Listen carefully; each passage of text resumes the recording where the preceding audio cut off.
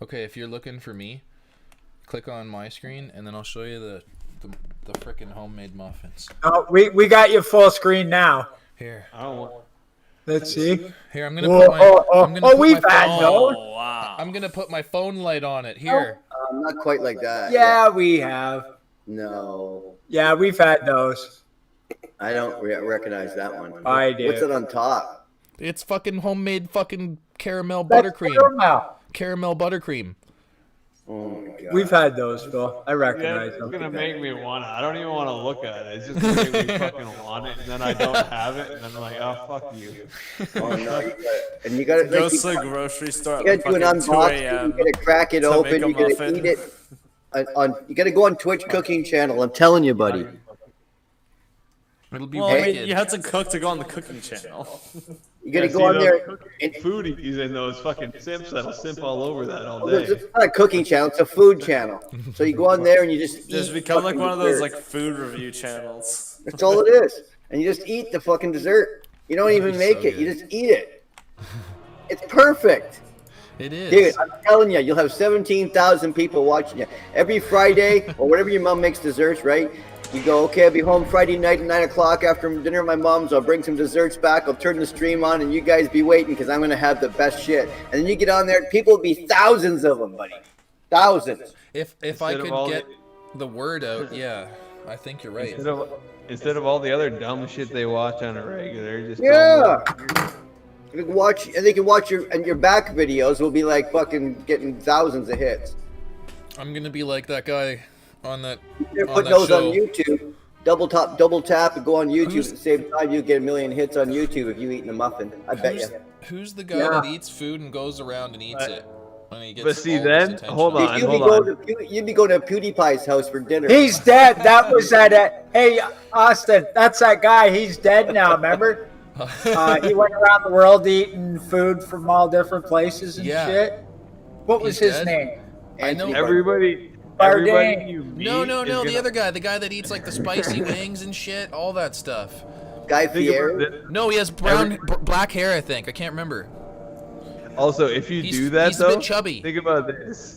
Everyone you meet is gonna offer you fucking food. Yeah, Guy and Fieri. desserts He has a flame. every time you meet them. They're like, oh, you're that guy that eats desserts. I don't know about him. I think Here. Yeah. it's not. There's You'll have all another. these fucking hot chicks trying to feed you like Black Forest fucking cake and shit when you walk. that would be Like a cool. rock concert instead of a music concert, you'll show up at like dessert shows and sign autographs with a fucking icing. As long as it's icing cake. fucking thing. Oh, Start yeah. signing someone's food. You're Yeah, gonna with end up an like icing- some with an icing 300-pound fucking dude squirt. that's just being force-fed cakes. You'll be a judge. You'll be a judge. Yeah, if you're a judge, you have to eat all these desserts. It'll be horrible. Grandma's Bake Off. That's why I'm gonna keep like some sort of barf You'll be a- serum you'll be in a my fucking- backpack so I can get rid of some of it every now and then. You'll be a dessert influencer. That's called. Take little nibbles, like tiny bites. Oh no, when you go to a taste test, you'll only get to eat like a little bite of it. Do it. You'll inspire people to bake everywhere. People will even bake in their bathroom. I just want to dress like Rick James. I can't Rick send James, you a. bitch, fuck your couch. You'll have your own line of cookware and baked goods. Yeah, I tried to send you an invite, Rain. Fuck your I'm getting couch. Okay. Are you watching the stream, Phil? You can have all kinds of suggestive titles for all your different treats that your mom would make. What kind of guitar is that behind you, Austin? To your left. Is that a Washburn? No, that's an Area Pro 2. It's my very first guitar. Really, eh? Yeah, it's a CS 350 series. Fuck, that looks pretty awesome, man. Double humbuckers. Oh yeah, and everything's original to when I first got it, except for the tuning pegs Yeah, man. and the bridge. You can all have yeah. music-related treats. You can name all your products too. Heavy lemon metal. Hey, hey, hey. I want to get a set of Tim Shaw's for that thing at some point. Oh, yeah. He's super freaking out. Stop freaking out. He's super freaking out. freaking. Shh. Stop it and clean it. Calm down, buddy. It's okay. I got a water bottle.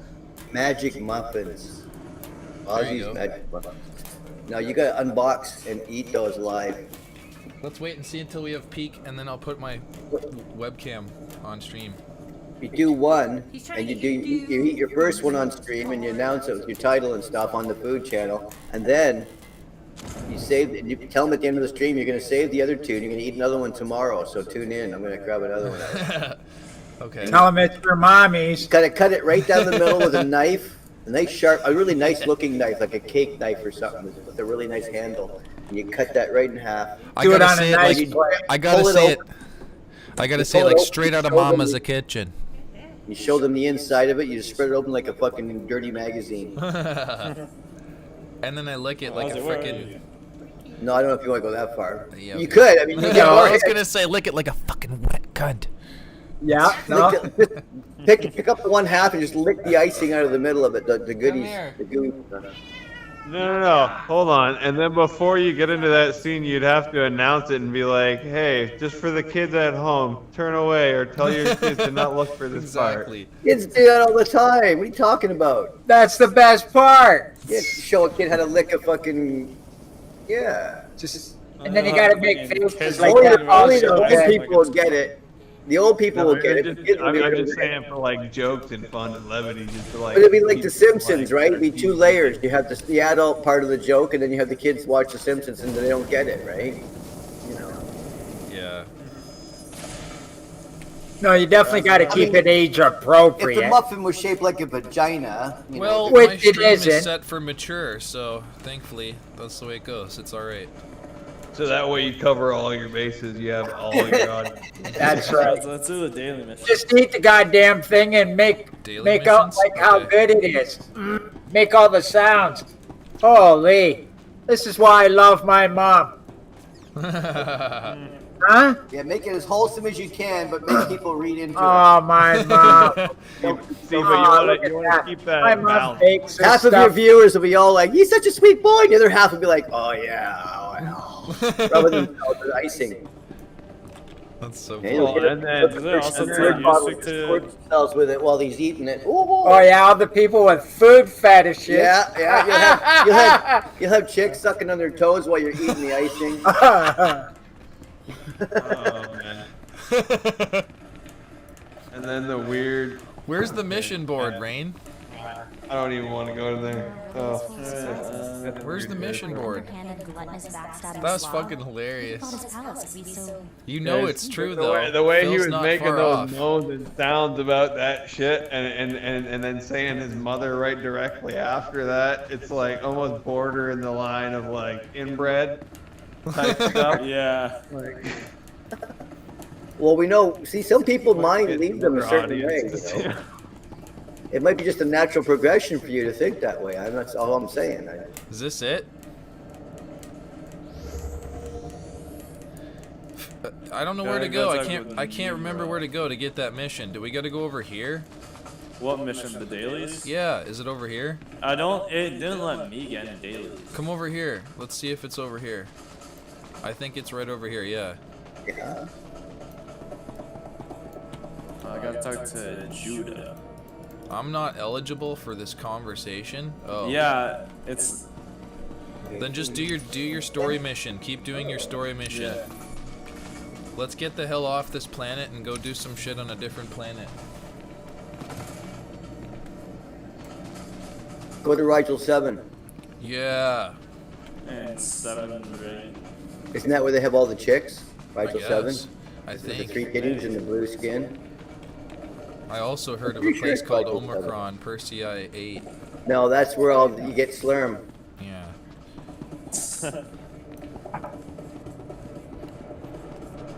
Bite my shiny metal ass, I'm not going there. I'm just chilling in the. What time is it, Luke? Do your story mission. I am. Okay. Sending accounts. Is that what you have? Right now I'm doing my sponsorship. Wait, what the hell? How did you get that? I might have done a mission. 2 bags. Oh, sure. You have a mission ahead of me? Probably. Yikes. Don't worry, I'll wait for you. I'm at least gonna do the missions until I'm done this planet, and then I'll wait for you. I'll help you when I'm done. I tend to speedrun these missions. Yeah. I can't wait to wanna hit level speed 20, it. man. I want to fucking speed Dude, it. I want to see it Yeah. so bad. I can't wait.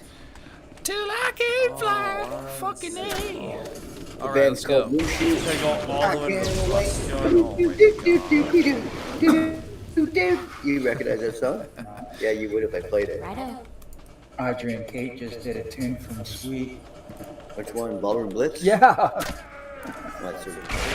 Yeah. That's how I put my mind. This is Dolly Parton did a song. Oh, yeah? Listen to it, but that's hilarious. Let's see if I can fast forward this somewhere there. Quick travel. Did you know you can play Ballroom Blitz and Yeah. This one's really Radar easy. Love It's side for by an side? electric guitar, this one. Yeah, just don't Too lose thin. it. This one's for an electric guitar. You need one that's like a millimeter thick. Hang on. Wait. What you say, Phil? Because you can play Radar Love and Ballroom Blitz together, like in a medley, because they're the same exact fucking drum beat. And it blends. Yeah. I believe it. I wouldn't know. I don't know exactly about the keys, but I don't think they're that far off. Yeah, because there's a lot of songs that use the same three or four chords for their song, right? And then they just Oh, that's have to perfect. coincide. Oh, it's a little groovy thing. Cool. That's a Misfits pick from the stage. I think that's an actual Misfits Or- pick. Which one? They just did Kill by Death. Mhm. Ace. Who did? Oh, did it? Yeah. I couldn't stop laughing throughout the whole video because Kate's right in there. Kill by Death! Right in. Oh man, I Oh got. shit. I I'm got. going the wrong way. I have I have a smart TV up in my bedroom, and I get all these weird stations that are like just strange shit. But one of them's like skateboarding and downhill biking and shit. The whole channel, and they got this show, and it's this old skateboarder from the '70s. He started this skateboard camp, Yeah? and it's like just fucking acres upon acres of skateboard. Peralta? park. Hey. Peralta? No, Woodward. Woodward, oh, okay. Yeah. Woodward Skate Camp, and these kids are like, some of them are like 11 years old and shit, and they're holy fuck are they good. Girls, boys, it's crazy. And they got believe it. camp counselors that are like skaters as well, that are like, you know, late teens and stuff. And Well, yeah, man, there's Bones Brigades everywhere. They're just not These as kids recognized, and they get didn't get as much exposure as like Bones this Brigade. 12-year-old kid, forget his name, but he was sponsored by DC Shoes. Because he used to make his music video, or his YouTube videos, he would do tricks and shit, and he'd be like, at the end of it, he'd go, buy DC Shoes! And then one day, the shoe guy got a hold of him, he goes, hey kid, he goes, She's why do you listening do to that? And the Rammstein. kid goes, DC Shoes are the best. And he goes, are you want to get some free DC shoes? And he said, sure. So they sponsored him. That's so funny. Like, hell yeah. Hey, you're there's a giving guy us here named all this Prometheus. free- Shane, you're Here we playing go. the game? We're not responsible for misdepartures. So, I didn't know you were playing the game. Come on, let's play. Guy named Prometheus. Oh, it just goes, I guess so. This other kid, he's got a skate deck, like not a big company, but a, you know, like a cottage, what do you call that? Boutique skateboard company. Okay. And they're sponsoring this kid. He's like 14 or 15, and so he goes into their offices to, you know, because he's gonna go to this skateboard camp. He got accepted, so they're all excited. So they give him, he's there for 14 days. So they give him 14 different custom skateboards, skateboard deck. Yeah, so he can have one Holy for every shit. day. When he's done with it, he's gonna give it to one of the kids at the park. Huh. that DC kid? Man, is that No, a there's another Yahtzee one. game up there on the TV? What'd you think of my Where? keyboard that plays its own song? Back right there on the TV to your left. That? No, that's my Discord. It's showing me the chat in case people talk. In Twitch or YouTube. Right here. Over your left shoulder. On Left top shoulder? of the TV beside your guitar. Other side. Other way. Yeah, that's a Yahtzee game. Oh yeah, it's Yahtzee. Yeah. Fuck, people still play that shit, man? I do. Holy. Kicking it old school. Yahtzee. Hell yeah. Nothing beats the classics. Fuck yeah. Old school. I like playing Risk. Oh yeah? Risk is fun. Yes, sir. I even like playing it on the game. Like they back about, I don't know, what was it, a bunch of years ago when the CD first came out, right? The CD-ROM. Yeah. This one's When, easy. when the CD-ROM first came out, they used to start giving away like games on the cereal boxes and shit. You get a CD Yeah. and like the Kellogg, box, yeah. you get I remember Monopoly. Oh, I and got fucking Roller Coaster Sorry. Tycoon. Roller Coaster I got Tycoon. And I got it was Monopoly, Sorry, I got Risk, Yep. and yep. me and Uncle Jeff used to play Risk all the time on the computer. That's I awesome. remember that one. It was pretty good. They did a pretty good job for it. What it was. And they have a more modern one now. The one they got, it's a whole bunch of different, it's like more countries and shit, and they got more access here and there. It's not quite the classic one, but you can play either way. But when you attack somebody, it does a little animation of your guys with their cannon shooting at the other guys and killing them. Oh, a buddy of mine. I don't know if you've ever tried this thing on the PC or if this is what you're talking about. Civilization. Oh, I play. Oh Age of yeah, Empires. Civ. Did you tell Phil how he used you as a That's young one hell of a game. That was fun. I used to play Age of Empires 2, Age of Kings, That was and that fun. game was sick. It was basically like King Arthur fucking Warcraft. Yeah, exactly.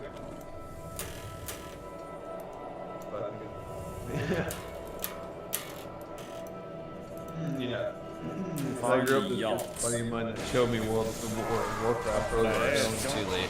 Chaos stuff. He was big into Civilization. I played it here and there, but he was like big.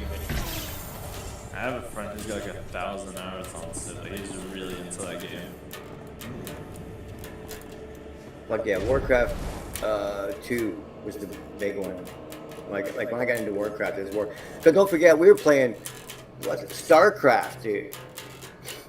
Well, see, You when had, I was like, playing this ship, Warcraft, you had this like it was like a flat top of a asteroid, and you had to build on top of it and shit. Build a Yeah. ship or something. I forget now. It was a fucking long time ago, but it was basically the precursor to Warcraft and shit. well, see, I like the thing is, whenever I played Warcraft itself, usually I wouldn't really play like the main like portion. Like sometimes I'll do BattleNet here and there. I'd do like the odd match or so, but the majority of the time I would be spending is like on custom games because they had literally any and every game you can think of. They remade and remastered and made it in a way where you can play it with these remodeled, retextured characters and different This is like getting old modes. pretty and different fucking ways quick of having to playing the invite same people. game, but in a new way. Well, the way It they added so much remaster it, variety. right? And that's well, where. What's that? Go ahead. You know, I I was was just saying, saying, like that's where Dota came from and all that crap. yeah, but when they remaster some of these games, it's what they do is that they come up with new ways of texturing over a polygon, and so or there's a new mesh. They call it meshing, where they wrap things. That's where they get the cloth effects and the flowing hair and shit. So what they do is they optimize these. Some of them it's a texture and sometimes it's the actual object polygon itself. Like when you're going into Warzone, and sometimes before the fucking thing starts to render properly, your character's got like a 3-piece nose. It's like a giant fucking pyramid stuck onto the front of the guy's face until it renders out. So the texture is actually creating a bump map which shapes the fucking polygon for you. I can't even hear the That's bass in that different than how they used to do it. They used to have to make the nose shape and then one. put I love an this image song, on but I top can't of it. play the bass to it So because what they the do rhythm guitar is they is take so all good, the just listening assets to it and they instead of- it's like, they fuck. convert them all into the Why new can't you mesh do good, you bastard? style, It's like and then they trying to play remaster it music. out, and they can Like, still you get can't because the concentrate, you're game busy is so listening. small in terms of games. It's not as big as a new game. Guitar solo. Then they can easily redo all the polygons and the meshes for all the data, the assets, and then when they rerun it, it just runs like stink. Like Modern Warfare Remastered is amazing.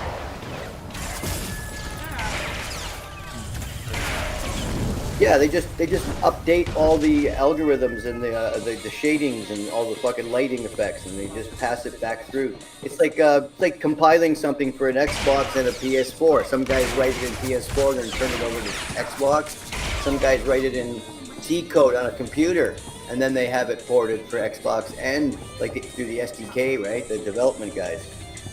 So But I don't know see, exactly. Not every game starts out as like code on a PC. Some of it starts Right. out on an Xbox, and some starts out on a PlayStation, right? Yeah. The thing I did appreciate though about Warcraft 3, Frozen Throne, and Reign of Chaos is the fact that they added that ease of access. What was it?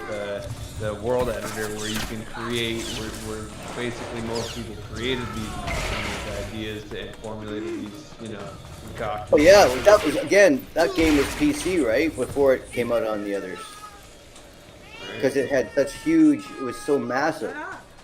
Yeah. I don't think they'd learned how to fucking Blu-ray by that point yet. And when those games came out, like that one you're talking about, Civilization, that thing was. I don't remember it being on PlayStation. It was. I feel like think it it was was. just as massive, if not as big as Warcraft and StarCraft and the other. Well, StarCraft was cool because what you did is you'd start up little fleets, and you'd have certain ships that would be like repair ships and refueling ships, and they'd be sitting in your little sector, right? And they'd all be like, just like in Warcraft, we had certain guys patrolling in certain sectors. It's almost exactly the same as Warcraft. Oh only yeah, in space. exactly. Yeah. It's kind of well. fun. See, the same buddy that was into Civilization was big into fucking StarCraft as well. Obviously, right? Those go hand in hand, right? Well, so that game gave me an inspiration, and this idea I have for a game where it's a space station, and you start the game and you're in a ship. The space station is basically what do you call it? It's a universal area, right? Okay. It's I don't know. Do you know when you go into the lobby, right? You go into the lobby, and so you got a space station which has a lobby in it, but the lobby is alive. You have to literally leave the lobby to go somewhere else, to join up, to do a mission, or to join up with someone else, and there's missions you can do, but basically it's a space station. It's a giant chunk of something in space, and when you show up on the game, the space station has all these docking ports on it, right? You just basically pull up to a docking port and you lock in, and you have to remember your key code or whatever. That's how you get back to your ship. So you start to learn the space station by going through the different areas from where you docked. When you get down there's all these places. Stores and shit, All right, boys, have a good night. So basically, Have a good night, it's a kind of a cross between Grand Theft Auto 5 RP and StarCraft, where you're basically going into the servers, into these space stations, and if you have a car parked, like you have a house in Grand Theft Auto, you can have a spaceship port, docked at the port, right? Once you get enough money.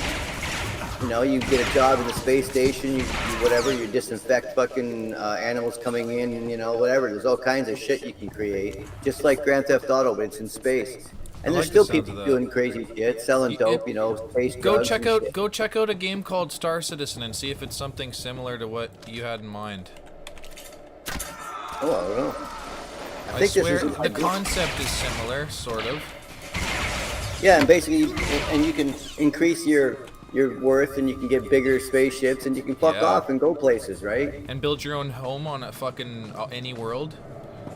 Well, you can live on your spaceship, right? If it's big enough, like you can, and you can get a Millennium Falcon if you really wanted one, right? Yeah. If you can afford it. Basically, what you're describing is pretty much Star Citizen. But once they fully and finally update it and make it what I hope what they showed me in the first place, like when I was showing Ozzy like a while back. I mean, this game has been in the works for like a good 5 years. It was a Kickstarter 2012 for a while back. Oh really? Yeah, because I came up with this idea not long after I played some of these games. This is a long time ago, but but of course you couldn't do that back then. But there was no massive multiplayers back then. Yeah. Well, No, I'm talking about like a game like World of Warcraft. Instead of playing like 5 teams or 4 teams or whatever, you're playing with 4,000 people. And yeah. Hold on. Like, basically, the thing that appealed to me or brought me in the most for this is like, okay, let me just break it down real quick. For the first the first video that I showed Ozzy that I see myself was this hidden base, this asteroid that was reformatted into a base, like almost like a bat cave, but for like spaceships. And there was a bunch of these like really high end. And apparently, like, people pay like thousands of dollars for some of these ships there, and then, like, pawn them off and sell them at bidding wars and stuff. But these really expensive ships, like, could man like 6 to like 7 to like 15 players, and they all have their own little man stations, have their own little animations as oh they yeah, that's it. their stations. Like Yeah. you can go from like you basically the first thing you can afford. Like I can buy a pickup truck in GTA, right? Well, the first thing Yeah. you can get is like a shuttlecraft or a pod or something. With that you can one basically bed, get around, with one bed and a single storage compartment, exactly. right? You can't take anybody in it with you. Yes, you can, but they have to stand right behind your chair because there's barely enough room. No, though, they have to put a helmet on, and stand outside. That's like No Man. That's like more like No Man's Sky though. When you start out bare, naked in the Yeah, wilderness. that's same idea. So That's anyway, what but you you're gotta with. either get a job or meet some people at the space station. Of course, you can be any creature you want, right? Yeah. You can even shape your own creature if you really wanted to. I like the Like sound of you that. had this globule object orienter, and you basically take a glob like a balloon, and you start applying these magnets to the balloon, and you create the shape of your alien face, and you put eyes on the end of his tentacles, or you give it ears, you give it gills, whatever you want, right? And then Yeah. it gives you body choices, right? But you Basically, Ready Player One. like mold the head exactly how you want it, right? Ready Player I like One. the sound of that, yeah. And you get choices of body. You got 2-armed guys. You got guys with horse bottoms and things like that. Just whatever you want. You can have people that were creatures from fucking Men in Black, all that stuff, right? You'd have all kinds of fucking what do you call it, packs? These like operators and stuff, where you could be a Men in Black dude if you wanted to be. Walk around in a suit with sunglasses on. But my point is that you literally build your character in this space station, and then once you have attained a certain level, you can get yourself, somebody to ship and get the fuck off the space station, and you don't know what's out there. You have no clue, and you go in any direction you want.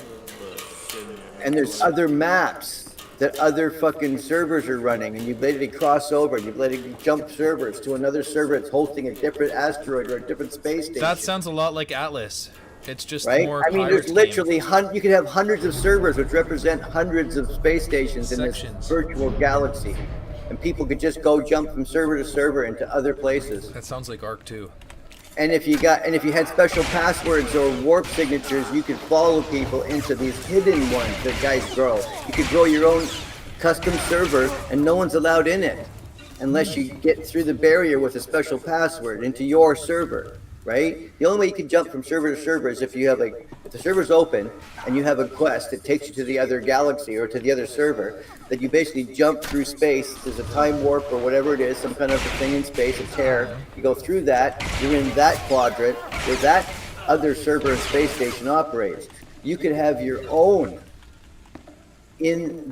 on the network. It's your own, like your own private game in Call of Duty. You could have your own private space station, and its address is unknown to everybody else. It's still on the server. It's on your own server, and you're connected.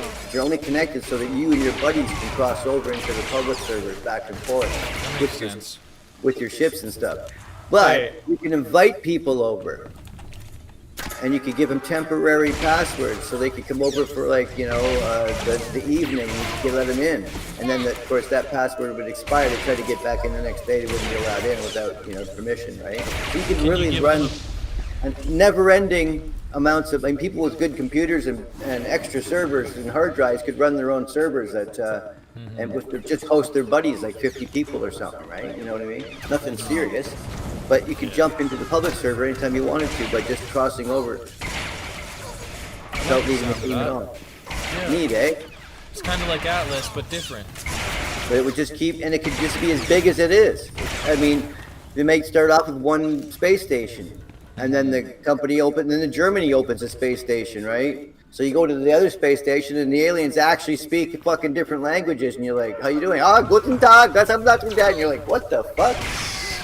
So you need a translator, and so they built a translator into it. So you have, and so the guy actually speaks English to you, but he's German, right? Yeah. Just like in Star Trek. You could do that with the fucking Google Translator. Some kind of AI translator, if the game had it. It's not that hard to do. I mean, you might not get, some of the weird dialects. No, but still. Well, have you ever seen you used to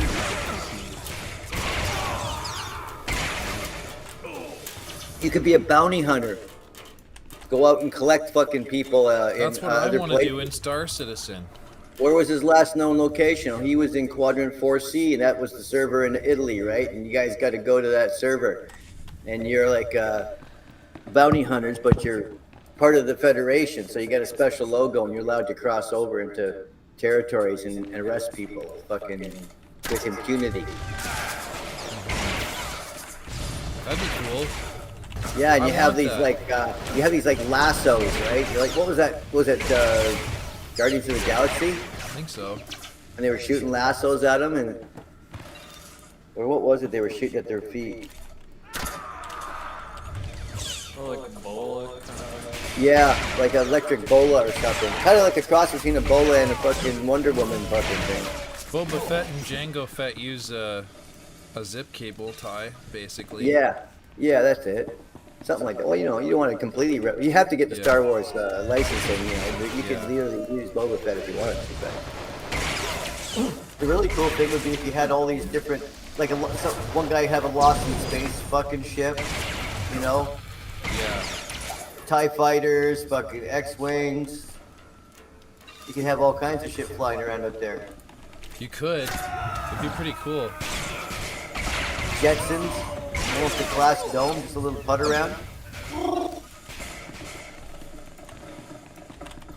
I liked the show, The Jetsons, when I was a kid. It was a good show. You could be Rosie. The robot. Yeah. You have Bender, he'd be in it. You could have the fucking planet, what's it called? Planet something or other ship. Oh, I'm trying to remember. What do they call it? Planet Express. Yeah. So, That'd be a good ship. There's a ship from,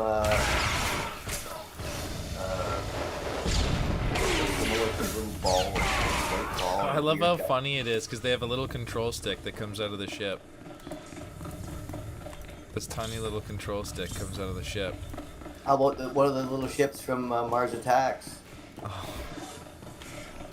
If I had a choice in any kind of spaceship, I would definitely pick the fucking British police box, the TARDIS. Oh, you could be as big as you wanted to. You could have your space station inside your ship. Whoa! I just blew my own mind. That would be mind-blowing. That would be would probably, mind-blowing. the game would probably have a connection. I'm sure you could use a mod where you walk through one of your doors and you make it scripted so it teleports you to a certain place, but... I mean, how would you get your ship inside your, well, you have your other ships. How'd you get them out of the box? If this doorway expand? See, the thing about the TARDIS is it can rematerialize anything from the inside to the outside. Right, so it just goes boing! Okay, got it. Yeah. I love to play. I think I like the one from Independence Day. It's a cool looking ship.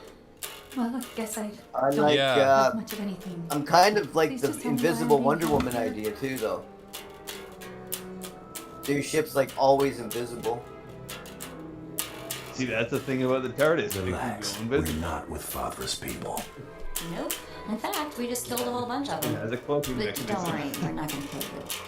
She TARDIS gets the also target makes the description. assumption it can Now park we just itself wait for anywhere Mars and to people show. won't notice it. It's a But fucking there's telephone no- booth, but I don't know if that's there's Wait, true or not. yeah. You live out of place, right, on other planets. In a certain time period, it had. Right, yeah. If you were like Victorian England and you had to do some space shit, then yeah, it'd be perfect. If you're going back to get Jack the Ripper and fuck him up, yeah, okay. Yeah, you may as well just put it in Quiet, invisibility. both of you. We need to set up an ambush. But what if you forget where you parked? Please let me go. I Yeah, don't exactly, know. right. What part of sit quietly? You have to do have the understand? blinker. You or I whatever can't the even fuck hear is this the beeper. conversation. You have to have some sort of All I hear is beeper. bass strings. Well, your beeper, you'd have to have like, yeah, GPS something or Okay, other. it matches your That's what you video. do. You set your phone GPS before you get out of the plane. Yeah. That's what Screwdriver on your phone to have some sort of fucking weird magical fucking GPS. I never killed track. that. Fuck, I watched this video on YouTube of the fictional spaceship, and it went from the smallest to the biggest. And there's spaceships I never even knew, like stuff from Titan AE and shit. Bring it Holy on, fuck! lizard man. They make the Enterprise look like the speck. Snowflake, yeah.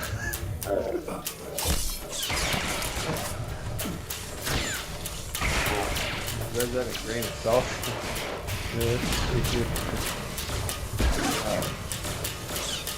Yeah, it's a neat video. They gradually go through all of them, each model.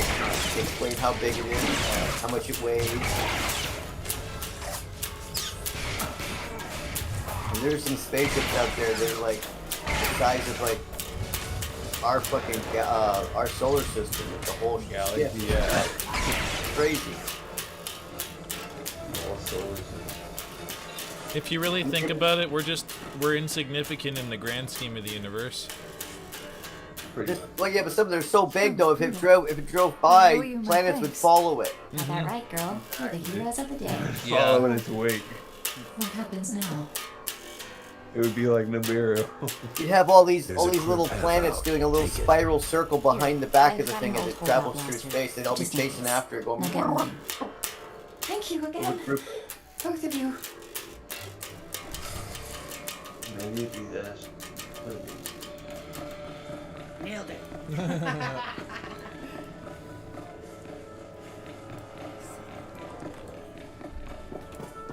That's a lot of bass in that. I like that one. All the other ones I can't hear it over these headphones. It just plays the. Yeah, I just wonder when that shit is gonna hit. Always just every now and then I just think about it. Nibiru. When's that thing gonna hit? Tell you what, I will let you know. Probably not in our lifetime, but maybe the next. I guarantee you it's not going to be in our lifetime, and I'll tell you why. If it was, they'd already be freaking out because it would be blacking out fucking huge chunks of the solar system. You wouldn't even see stars in certain. You're talking something that would be, at this point, if it was going to be in our lifetime, would already be bigger than the moon. And you would see it. You would see a dark circle passing through the sky in the daytime. You know how sometimes you see the moon in the daytime? Yeah. You'd see this giant dark shadow, fucking like 10 times the size of the moon in the background. But they are migrating us to other planets already, so Well, to me that's like an indicator. Very well. I hate to When the disagree Trandoshan returns, I shall. because Ah, unless I they, see we have a new player again, in the game you're making after all. assumptions like either they can fold Bone mouse space creep that followed me. Get it. or they can generate some kind of warp shell, because the only way to get through the radiation Van Allen belt Allow me would to be in a apologize if I box, spooked your young friend. because you'd be powder. Radiation would turn you into a wrinkled fucking raisin in about a week. So no humans have ever passed through the radiation belt. Yeah.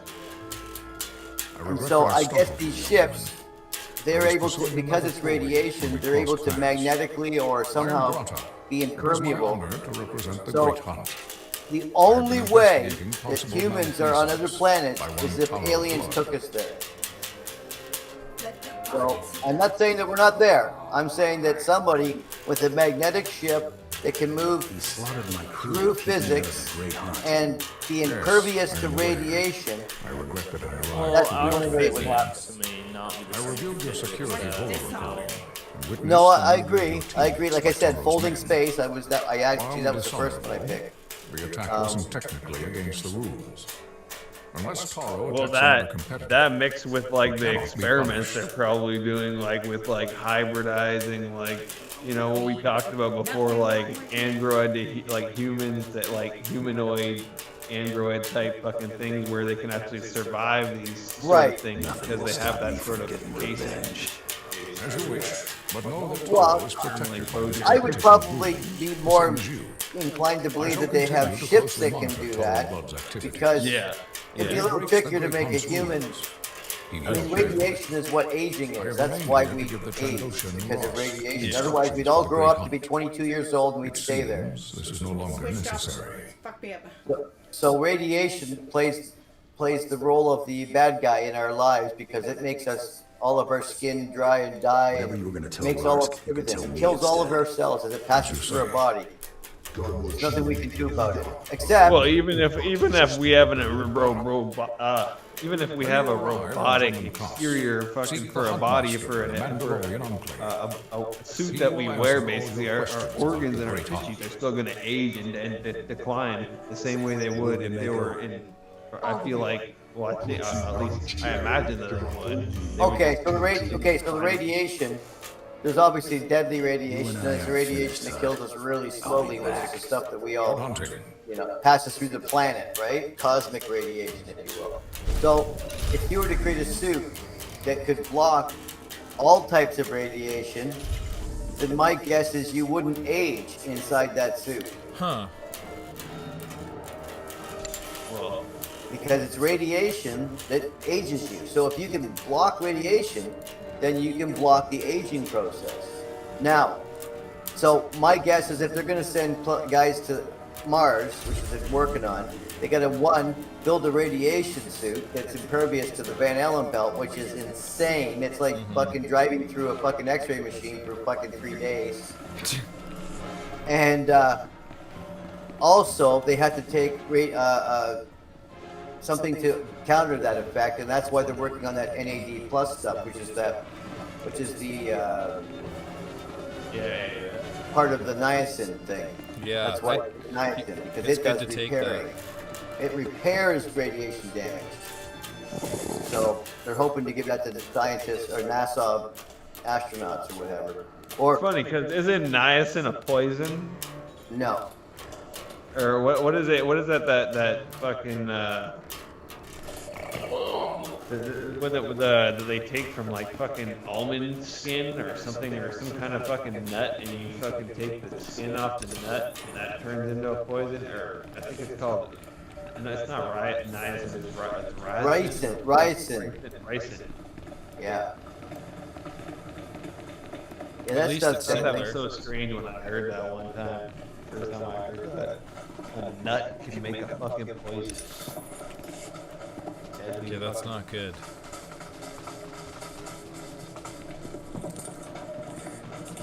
Yeah, anyway. Ozzy, what quest are you doing right now? Escaping Hutta. I don't think I got that quest. You'll get there. I'll just go see what they want Is me it to do. story? Yeah. Right now I'm doing the sponsorship one. Good. Well, I tend to believe that Nibiru is out there, and it has approximately a 60,000 year cycle or something.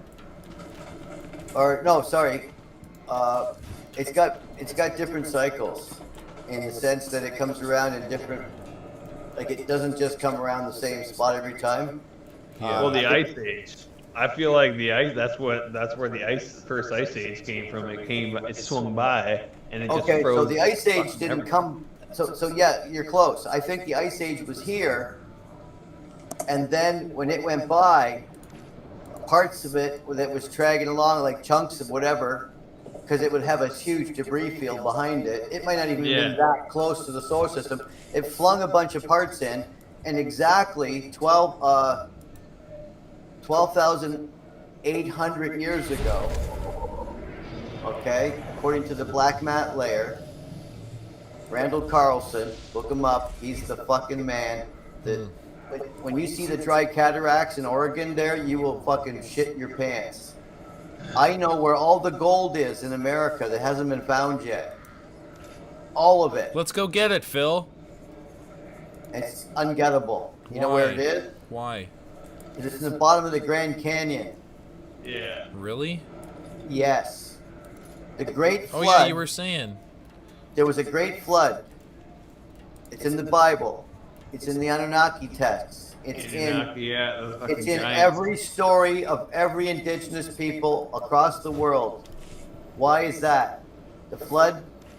I used to think that the flood only covered the known world as it was written by the Bible, which was the Mediterranean. That was the worst hit because it broke through the Isthmus of Gibraltar and created the opening to the Mediterranean from the ocean, which is when the flood came. Anyway, that's a different story. Yeah. So I believe that because of these texts, that was what they considered to be the whole world, the flood. But then I found out through guys like Randall Carlson that other people, South America, North America, the Olmec, there's a whole group of people here way before the natives. And they had wicked, cool statues that were like square. Their heads were like square, like cubes. Really cool.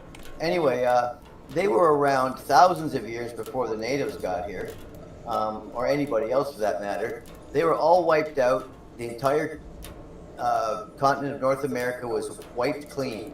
Whoa. And I can show you the ripples where the water, like on a beach, where the water rolls up and down again. It shows you the ripples on the sand. You can see ripples that are 50 feet high and 5 miles long on the face of the earth in Oregon. That's where a giant wave came by that was like hundreds of feet high, maybe 2,000 feet. I'm talking the entire ice shield of Canada was melted by a barrage of chunks of, I believe, Nibiru. Yeah, when it hit Canada, it threw chunks of ice up in the air. Those pieces of ice landed, I think it was in North Carolina. If you go there and look at the Google map in that area, you'll see all these dents. And they're elongated dents. And they're all facing on a certain angle. They're huge, miles long. And there's no rocks where the dents were. So right. what I've learned to believe anyway is that these were chunks of ice that were the size of like... Look at the big bounties and the fat pay. The size of like department stores. And they were, when these chunks of rock hit Canada, and they're starting to find the dents now, because they hit this massive thick ice and it didn't hit the ground right away. It just turned all the ice to water and shot shards of giant ice chunks into the atmosphere, which flew down and hit the earth. And in giant raining spots, and they found other ones now on the other side of the continent where the dents go the other direction. Huh. And if you draw the two lines of the elongated dents together, they come together in Canada. And that's where these things hit 12,800 years ago. It created the flood. It also took the Ice Age and obliterated the Ice Age. The younger Dryas and the older Dryas. What happened was the temperature shot up because the whole earth caught fire. From? And after the flood, of course. So the water cascaded everywhere. It scraped North America clean from basically the top of the states. All that water came rushing down, swooped across, scraped. They call it the scab lands because there's nothing there. It looks like somebody scraped it clean. Well, it was the water and the ice and the rocks from up north, and it rushed down and it scraped everything off the surface of the continent, including all the people, all the structures, all the tools. There's a reason why we haven't found anything from back then, because it was all washed away. They found at the edge of mountains, in these cracks and crevices, they found thousands of buffalo skeletons. Thousands of them. It wouldn't make sense unless they were all washed away there. They were washed into these pits, right? Yeah. That's where the gold is. The whole continent was a giant sluice box for a very short time, all this massive water came down, rushed down, blew all the gold, all the rocks, all the trees, all the people, the animals, everything, just wiped it out and flushed all that mech all up against the mountain ranges to the south and to the west and into the Grand Canyon, right? Because the Grand Canyon would have caught most of that water. We as it need a went down. permit to mine the Grand Canyon. You can't get one. So California already proved to be true. So if you look at the gold rushes in California, I bet you they're all on the lee side of the mountain. In other words, if you look where the gold deposits are, they're all on the north side of the mountain towards the north, towards Canada. Okay. Gold will, because that's where it got trapped and it came down all those rivers. Now, if you go to Oregon and look up by the Columbia River, you can see these things they're called dry cataracts, and they're two waterfalls that are dry that were formed by water, like unimaginable amounts of water. And if you put a picture, a life-size picture, up against it in scale of the falls, the Niagara Falls, it would, I think it's about 50 times bigger than the Niagara Falls. And it's dry. There's no water. But something formed it, and Randall Carlson thinks it was formed in 2 weeks. Jesus Christ. That's how much water was rushing across the fucking face of the planet. And so the water levels rose 400 feet, like really fast, and flooded the whole planet, including the Mediterranean Sea, which was formed by that. Italy, all those islands, those were all parts of the mainland. Australia was all joined to the Philippines, which is joined into China, which was all joined. It was all part of the same piece of land at one point. Atlantis. Well, another thing I found out. Shane just says Atlantis, and he's like, "Here we go. This is awesome." On the other side of Canada, on the other side of Oregon again, weird as it is, there's a thing called the Astoria Fan. Okay. The Astoria Fan is where this gorge spills out out of the mountains, and the gorge spreads out into like fingers, right? Like a fan. And it's this giant gorge where these rivers all kind of spread out from the bottom of this, at the mouth of this gorge, as they empty out into the ocean, right? It's amazing. The only problem with it is it's below water. Water cannot carve rock underwater. Makes you think now. Makes you These really rivers think. cannot be, these rock formations and these fingers cannot be formed while it's underwater. That had to be above land. So this all happened. That Astoria Fan was formed before the flood. Now, if you have USGS, U.S. Geological Survey, they have maps of the earthquake zones. And if you go to these earthquake maps off the coast of Oregon and you zoom up, you can see at the bottom of the Astoria Fan these channels. And they're all mathematical. And there's dozens of them. And it's like channels where water is like canals. It was a canal system that somebody built. And it's below the water level. So before the flood, there was some huge civilization living on the west coast of America, and they had these channels dug in. My guess is this thing, they used boats and shit, and this ran right through their whole village or their whole town. You can even see where they had bridges to cross over these little spots. But these were like, I don't know how big they are. They're massive. It must have been rivers and stuff. There must have been a city there. So I don't know what was there. But if you look at the maps, you can clearly see them under the water. I'm going to share it with you, right? Oh, no, it's on this computer. Shit. I wonder if I shared it on my Facebook.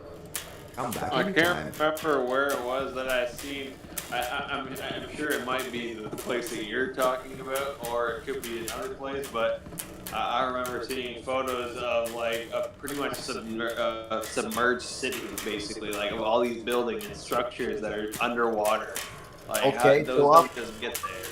Off the coast of England, in between England and Canada, it's closer to England, there's a buried island. And you can, if you look closely at it, when this used to be above water, because it did too, you can clearly see roads and buildings under the water off the west. I remember that. I remember that. Yeah, you showed me. And I also showed you those waterways, and they're mathematical. They're all exactly the same distance apart, and they went for 1,000 miles off to the west coast of into like below down California way.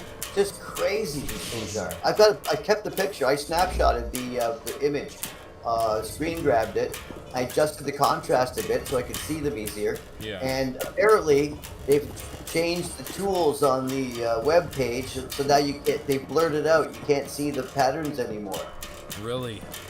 And so while I was exploring this map, because it had such great detail of the ocean floor, I went up to this place called Rupert's Island, which is northern Canada, way up there. Yeah. And off the northwest coast of Rupert's Land, was this huge grid pattern. It looked like cones, and there was hundreds of them, and they were dotted all on the up coast of this Rupert's Land. Looking to upgrade your arsenal? And they look like giant, and we're talking, they're so big you can see them in a satellite picture, and they're all exactly the same distance apart. Exactly. Wow. And they're giant cones, like mountains, but they're perfectly shaped. So if they're pyramids, there's hundreds of them. Good hunting. And they're like the size of Calgary. Oh my god. Each one of them. That's massive. Each one of them is the size of Calgary. Yeah, that's I mean, what the fuck are they? I don't know. Egyptians were famous and known for having really big fucking pyramids, so. Okay, so hold on. So if you go to Egypt, there's a woman who did some kind of specialty radioactive scan of Egypt last year before. I forget her name, but she did some kind of scanning technology, some new style. They put it in a plane, and she went over top of Egypt and took these pictures, and she discovered the old village, the old city, with all the old streets and the old where the houses all were. You could see the street pattern underneath the surface of the ground. So some kind of ground penetrating radar, and you can pick up all the anomalies of the pre-existing civilization that lived underneath where all these cities are, right? Where the city is now. This is near the pyramids itself, right beside it actually. So there's this huge area. She took a picture. She took all this scanning, and you can see all these old streets, and these old like buildings and stuff. And there's hundreds and hundreds of these little houses or whatever they are, streets going everywhere, like neighborhoods. Spaceports all smell the same. Engine exhaust, coolant fluid, and spacers got Every spot that had a little house whatever the rest had a of pyramid causes inside the air it. is Where's their generator? Here. I would have figured you'd been to Drummond-Cuss before. Was it their Brady and I generator? moved around a lot when we first I got believe they together. used We never mercury made it here. Just to remind to you, enhance it's an the imperial natural world, which magnetic means force of the rules Earth, and more rules. which then focused We speak it. the local authorities. They can Plus make the life fact that livable. Egypt was a particularly good spot because it was on a waypoint, tweaking with one of the authority. waylines of the I planet, know you were gonna say that. and Come so on, the it was Mandalorian really enclave is in well, Citadel. like the Our pyramid contact is itself someone named Krista created Marlowe. this huge amount of energy potential, and then the other houses all picked it up in the air and stuff, so everything was wireless. But I think that's where they converted their energy from. They used magnetics of the Earth, and that's why the mercury. It also explains the two giant sarcophagi inside the pyramids with the lid cracked open, remember? And one of them Yeah. was broken. Yeah. Those are not bull sarcophagus. Those are mercury fucking containers. And what happened was when the flood hit 12,800 years ago, Egypt was tropical. There was no sand. Everybody was just enjoying themselves. There was no ocean there. There was no Mediterranean. It was just a small tributary. Don't forget, there are civilizations that go all the way down for 20, 30, 40, 50 miles into the Mediterranean. Right. Right. Right? The Nile might have been there, but the Oh, sand wasn't apparently there. so, Mrs. Gloomy. Lovely. The sand was what backwashed from the flood. It washed up and buried everything. Like It the buried frickin' things. sphinxes. It couldn't even bury the whole pyramid because the pyramids are so fucking tall that the top of them still stuck out of the earth, and that's why someone discovered them, because they were there. Yeah. And someone decided one day to start digging them out. And they were digging the pyramids out. They went, wait a sec, what the fuck is this? It's a sphinx. That's So right. that sand is literally the bottom of the ocean that came washing in there and just covered it all. Okay, so that's why all those houses and pyramids are buried. People all died. I mean, everybody fucking died pretty well. It was horrible. Wiped out most of the earth. Okay, so the water came in, wiped everybody out. What happened was the water rushed in and interfered with the electrical conductivity of the whole energy situation, and the fucking thing probably blew up. It's a power station. It probably just fried when the water hit it, the salt water. Think about that. That's highly electrical chargeable. Salt water carries its own charge. When it hit this enormous power plant that the pyramids were, then it just went boom, and the fucking mercury baths both popped, and everyone else's mercury bath went. And even if people did survive, they probably swallowed mercury anyway, because it was probably everywhere in the water. Mercury everywhere. That would have been brutal. Yeah, it was probably horrible. And these people were 50, 60 miles from the water's edge. They were way up the river. And the flood came in. See, what happened was the Gibraltar, which is the Straits of Gibraltar, used to be an isthmus. It was a wall. And the ocean basically was that bay. Who knows how thick it was? Maybe 1/8 of a mile thick. So you could travel, probably a road went over top of it, so people traveled back and forth. But what happened was, as the water rose up, and as it rained down 40 days and 40 nights, we're not talking just any rain. This was like all of the water that had gone into the atmosphere from the... So the stuff that the Bible talked of was partially true. Yeah, they stole it all from the Sumerians, but that's besides the point. The Enuma Elish tells the true story of this. The Enuma Elish, you can read it. It's been translated. You can read it on the internet. That tells you the stories of Marduk. Tells you all the stories about Enlil and Enki and all that stuff. And that's where the Bible took all these stories from, because that's the only written understanding of reading the Bible, right? The Bible, in fact, the Bible mimics some of these stories. Shows me that the Bible was stolen, is plagiarized from these stories. That's where it came from. So Moses, once he figured out about the one God concept, see, Moses and his buddies, they didn't like being oppressed. They were Jews. And there were Jews back then, I guess, at this point. But what happened was they didn't believe in one God. They were pagans. Okay? Okay. And same with the Egyptians. Egyptians, like, those dogs, and there was, all kinds of deities, Ra. And they all kind of did that, but these guys were looked upon because they were different. They were the Jews. And sometime in the way distant, generations earlier, 50,000 Jews were either traded to, I think what happened was the Egyptians gave up 50,000 Jews as prisoners to the Babylonians, so the Babylonians wouldn't try and conquer Egypt.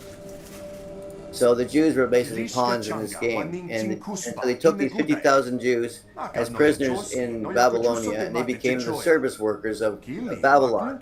But they also picked up all these other things. They read the Sumerian tablets. They learned about Enlil and Enki and Marduk, and they learned about all these ancient gods and the Sumerian kings list. And they learned about, and there was people called magi. They're magicians that would show up in the kingdom, and they would teach them that.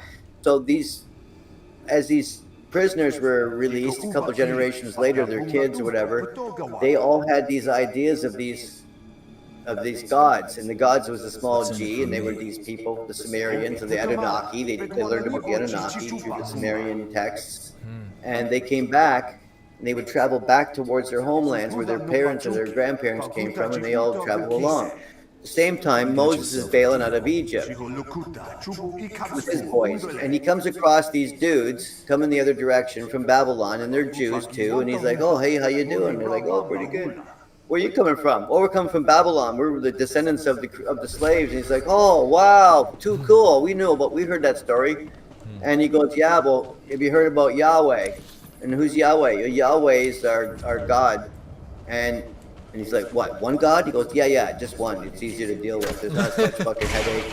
And he told him about them, and he told him the stories of the Anunnaki, and they told it in their own form, in their ancient Hebrew. Yeah. And Moses realized that he had all these people with him, and he couldn't really feed them all because there was too many of them, and so they were having trouble. So he said, "Listen, I need to figure out how to get these guys to cough up some gold, their golden idols." So what he did was he made up this story, and he went up this mountain, came back down, and said the God that these other Babylonian Jews told him about was the real God, the true God, and he created there'll be no other gods before me. I mean, it's pretty suspect that he has to clarify that at the beginning of the fucking story. Yeah. And he comes down from the mountain, tells them about this. You all have to turn your golden idols in, and stop worshiping golden calves. And he didn't like it, right? So he started fucking killing people. Moses did. Huh. And what he would do is anybody who didn't turn their gold in, he would melt the gold down and he would pour it down their throats. Whoa, that's like gold member shit. Or gold finger shit. That's what Moses did. Wow. Moses. Wow. Charlton Heston Moses. Wow. You know, the good guy that lived in a little basket and floated down the river and saved his people. Bullshit. This guy was an animal. And he made up the one God system that he heard from the Babylonian Jews, and he told it all to them, and he created this fucking story, and the Ten Commandments, and said he spoke to God, and that's how he controlled his people, by getting them to turn all their gold in, and he was so aggrieved by what he had done when he took them to this place to start their own place. He said, "I can't go there and live with you," because he hated himself for having done all these nasty things, and so he could no longer go there. So he didn't want to go with them. But apparently he lived to be 300 some odd years old. What? Well, people lived a long time before the flood. Yeah. Genetics got fucked. The Sumerians' kings list shows that some of the kings were 600 years old, maybe older, 1,000 years old. There's only so many kings, and when you spread it out over the time period, some of them they coexisted over, one guy group.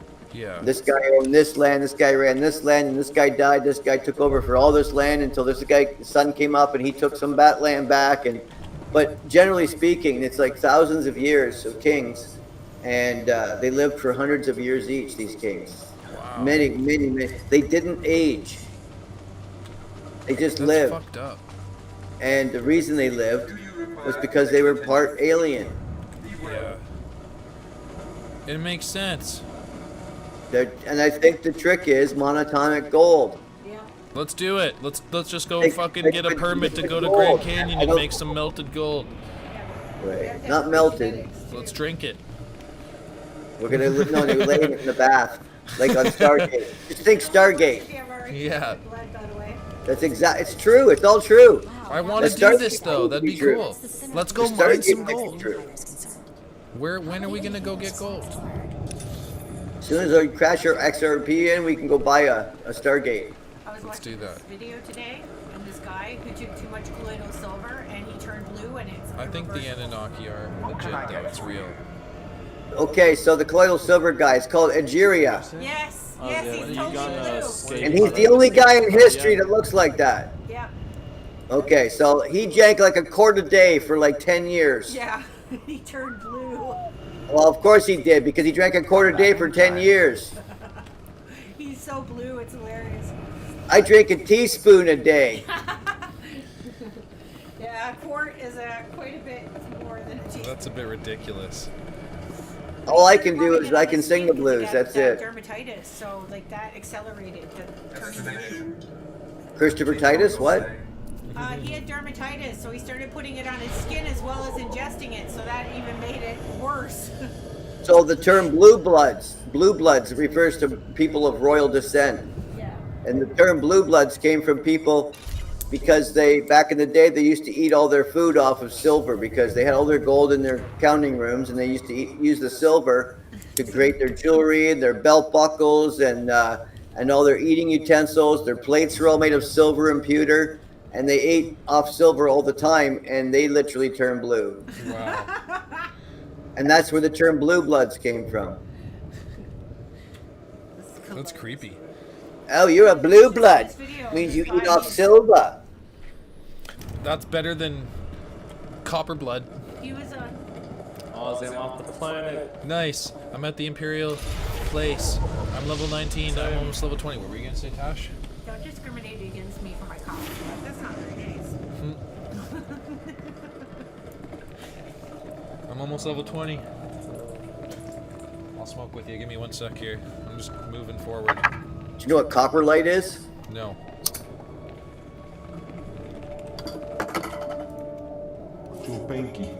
Bojo Panky. You know what copper light is? No. No. It's a fossilized prehistoric shit. That's fucking great. And then I told him, you think that's cold? You should see what I did to the Gamorrean. I never saw a Rhodian run so fast in my... Whoa. Hello, handsome. You here to sweep me off my feet? We are here for the Great Hunt. We've been sponsored by Never the Hutt. Oh, what's this? Got yourself a pet? Little sister, maybe? Not enough to hold a real man's interest anyway. Mako's my backup. That's all you need to know. Didn't mean anything. Just rarely get any fresh meat in here worth putting on the grill. You changed the subject already? Oh, don't get your blaster jammed. You probably ain't gonna like what I'm about to tell you. But there's nothing I can do about Don't it, get your understand? blaster jammed. I know, right? I didn't want to be a kiss ass and say she's my whole world. That's all. Yeah, that's some bullshit. Yeah, okay. Come here, Leo. Come here. It's okay. I brought over 3 dozen rounds of ammo. I just bet you did. I hope you can back up that kind of talk. The Huntmaster himself will explain how we're gonna sort things out. Come here, you. And show some respect. When the Huntmaster's done talking, come on back in here. I'll be handling you from here on out. Holy shit, buddy. Don't go on my electronics. Don't turn off my computer. Hey. Get away from them. Quiet! Quiet, you dogs! Huntmaster is about to speak. Pay attention. Hey, it's Show some Chewbacca. respect for once in your lives. Is that Ashley? Yeah, it's him.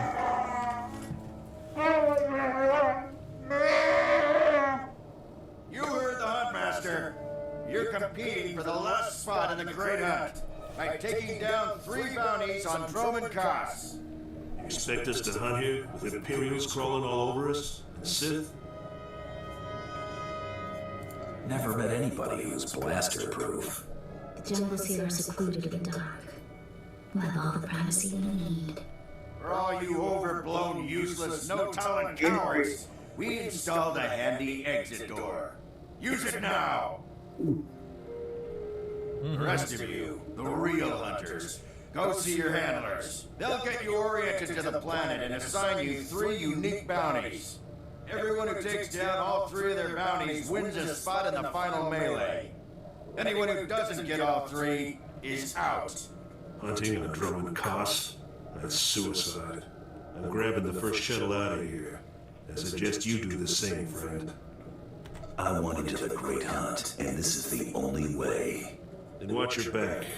It's not the jungles that are dangerous on Droman Koss. It's the people. I'm done here. May your quarry fall before you, Hunter. Well, what are you standing around for? Back to your handler. That's Krista for you, new blood.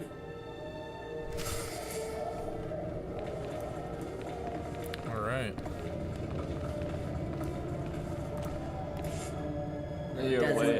just I scurry saw out you of go in here. the trial to Probably won't Cass stop City. till Drummond Cass is light years Okay, so what I'm gonna You do? understand the basics, Oh, right? share your game 3 stream. bounties, hardest targets on Drummond Aren't you Cass. watching on Gotta get all Twitch? 3 to qualify for the final melee. Are you on Twitch? Yeah.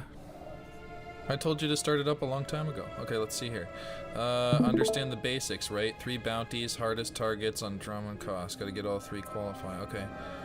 Oh, there we I'm go. not standing around. Who are my bounties? Let's see who your first target is.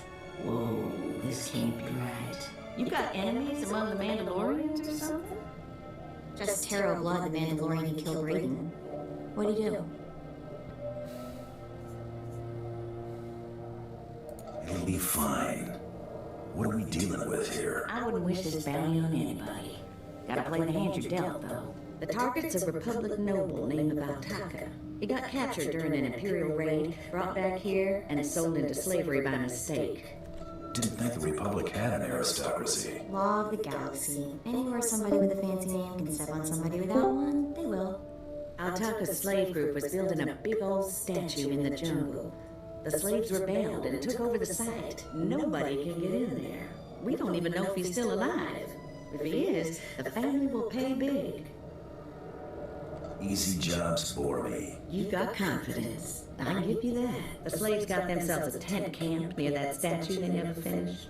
If Altaka's still kicking, he's probably somewhere in there. Before you go, meet your new best friend. The S-86K full-gauge carbonite armor upgrade. You can't shoot a fella with this while he's springing around. It's too slow to charge up. But once that fella ain't resisting, say, after a good long beating, the S-86K will freeze him for transport. I do love getting new toys. I expect you'll have plenty of chances to play with that one. You find that Republic noble fella and claim that first bounty, then hurry it on back here as fast as you can.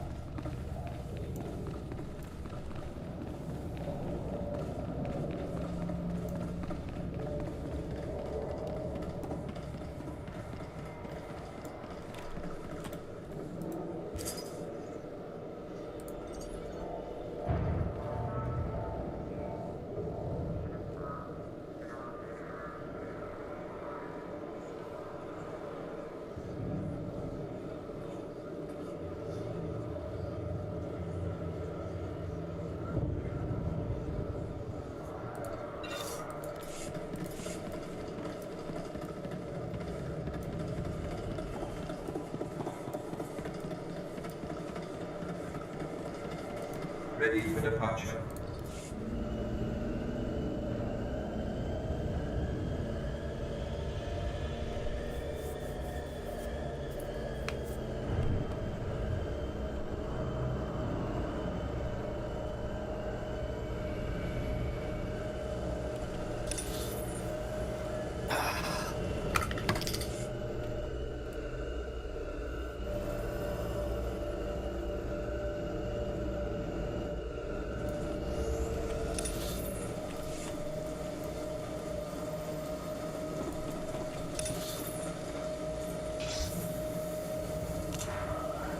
I see you, Rain. Are you doing that heroic mission? Yeah. Let's do it. The one where we gotta draw out and defeat Craig? Yes. Okay, go there, warp there. I'm already there. Oh, I'm warping. Get over here. They teleported me. They just teleported Are you also on me. the mission with me? Yeah. Alright, sick. So you got 1 out of 8. Gotta use your Discord.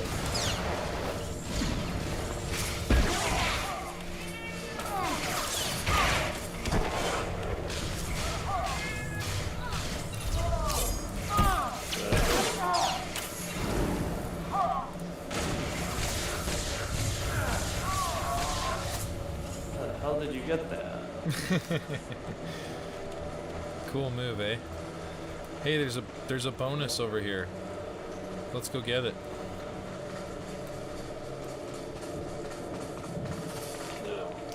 I gotta kill Mandalorians. Let's do it. Tell my boy Mando up in this bitch.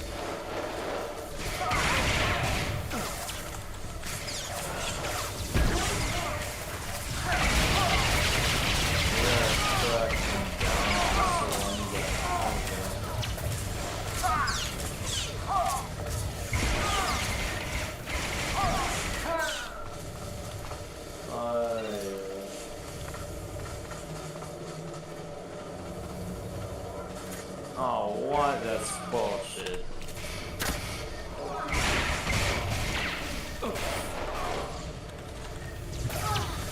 There's a guy to my left. He's going to attack.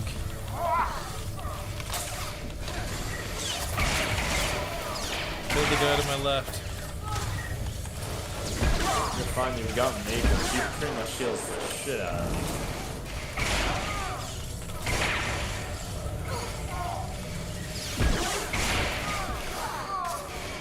Alright, last one.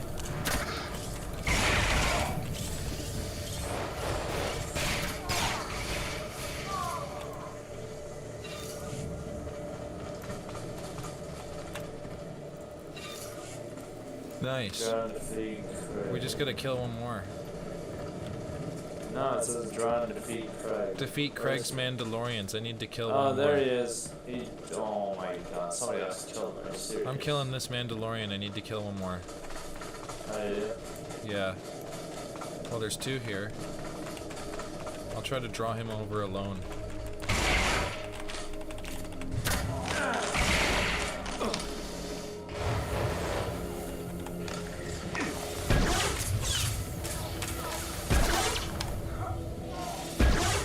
This red guy's too strong. Oh my god, are you serious? Somebody else is fighting him right now. I'm coming back over there.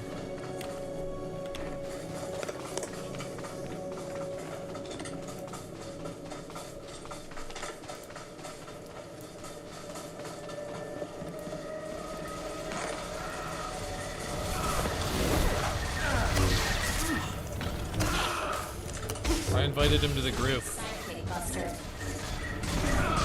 He might join. I never know. Nope. Yeah, I gotta wait for Craig to respawn again so we can. Oh no, you just have to press the button. Get him. Here we go. Get him.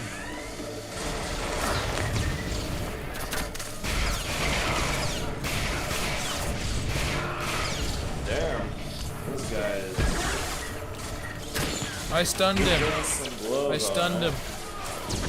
Yeah, get him.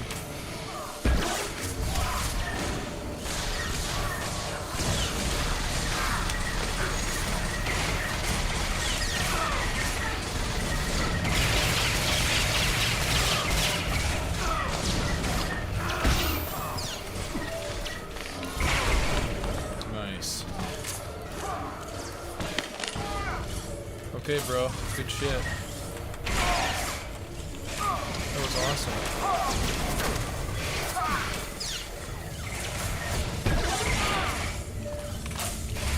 This guy.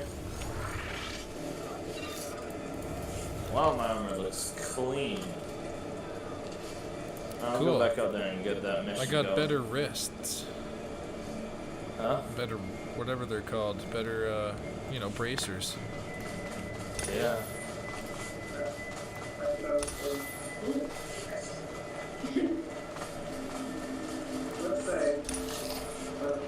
Here, let's kill some more of these suckers. Why? Cause I'm almost level 20. Oh, you're a whole level now. You're gonna get shared experience. So it's gonna catch you up as we kill shit. Is the level the orange one? Pardon? Level. It's the orange one, right? Yeah.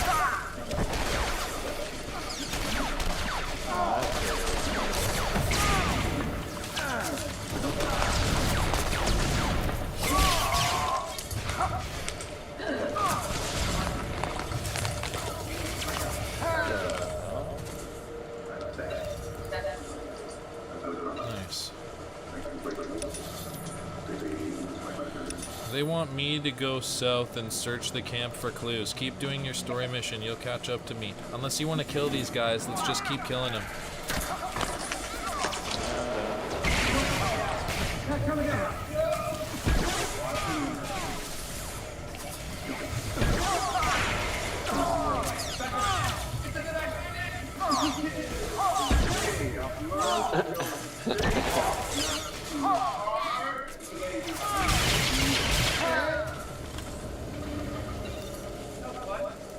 I forgot to make guns can overheat.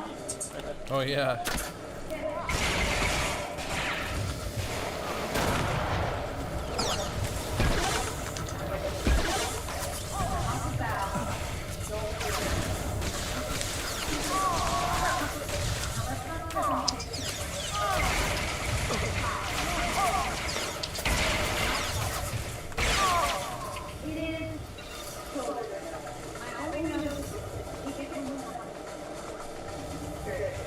Do you want to keep doing your story mission? Yeah, I guess. Okay, you're gonna have to come back over here at some point and just go south. All you gotta do is talk to them and then you'll come down here and do what I'm doing. Did you already do travel to Cost City? Yep, it's not far.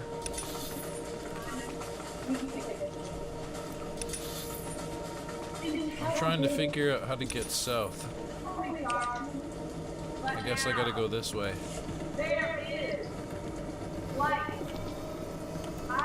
Ready for departure. Yeah, I guess I gotta go that way.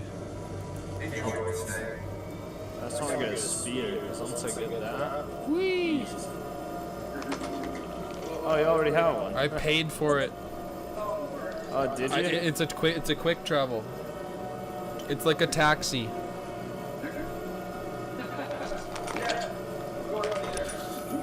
Are you going to Cost?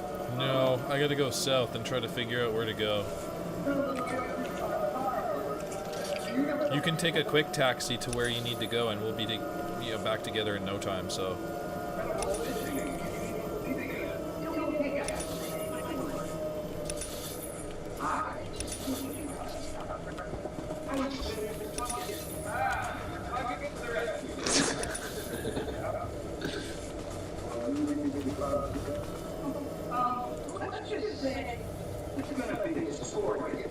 Ready for departure.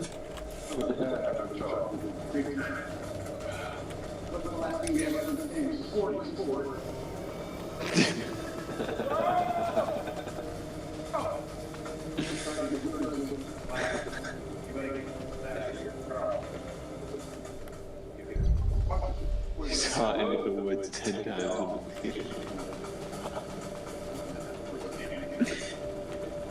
Because that certifies someone to be surviving in the woods, is watching into the woods 10 times.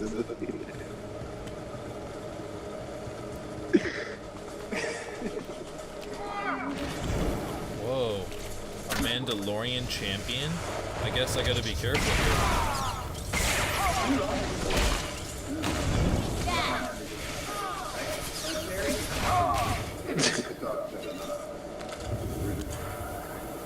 It's original too.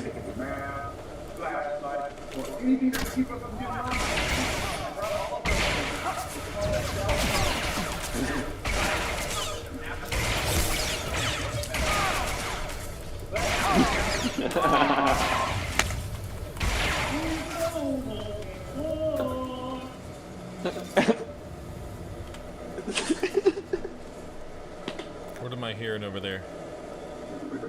Are you serious? No. Go.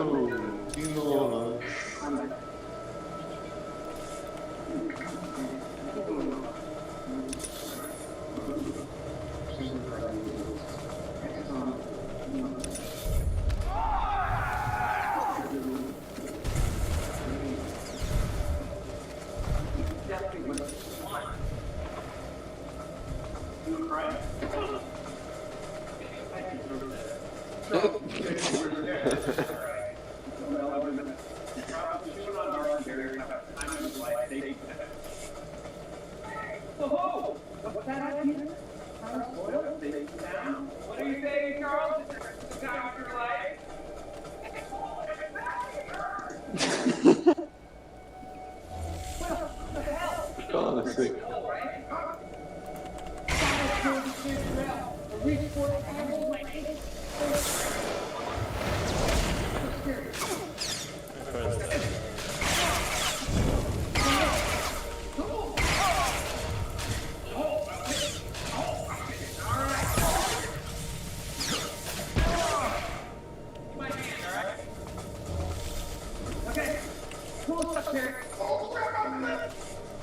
think I went the wrong way. That's okay though.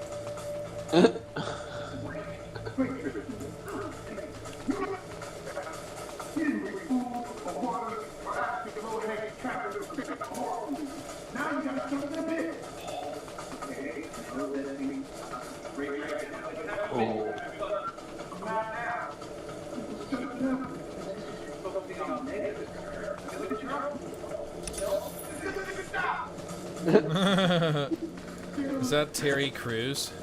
Yeah. I could tell.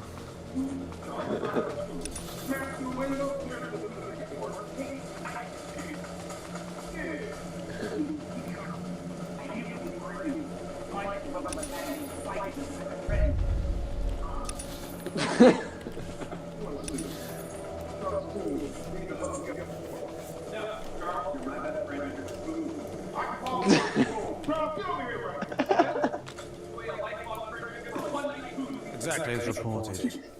A degree 6 revolt, population equivalent to the Duros uprising in Zilio. Subjects occupy a moderate radius of jungle. Good. Good. What have we here? A hunter? I have need of you. I am Lord Drow. When the Empire encounters resistance on its conquered worlds, they call me. I'm here to end the slave uprising on Drummond Cass. I wasn't aware there was a slave revolt going on. Very soon there won't be. You can assist me in ending it. The situation is this. A Sith Lord was constructing a colossal statue of himself in the jungle. His slaves revolted and armed themselves. The Colossus remains unfinished and well-armed slaves now control the jungle. An embarrassment for the Empire, but an opportunity for me. Don't leave me hanging. Exciting? Good. This is a chance to refine the Empire's methods of suppressing rebellion. I'm testing a toxic weapon, a poison called Quell. Its victims experience a prolonged state of agonizing pain before finally dying. The victims' allies are so horrified by Quell's effects they lose their wills to resist. At least that's what I intend to prove. That's a goal worth fighting for. Yes, cowing the masses is a complex art. It requires a great deal of fine-tuning. I need someone to introduce a controlled amount of Quell into the slave's water supply, so that I can determine the proper dosage. Work is dangerous, there will be armed slaves everywhere, but your success will be well I'm going to bed, buddy. I'll see you later. What do you say? Alright, have a good night, Phil. Okay, man. Take it easy. I'll talk to you tomorrow. Later, guys. Later. See ya. Have a good night.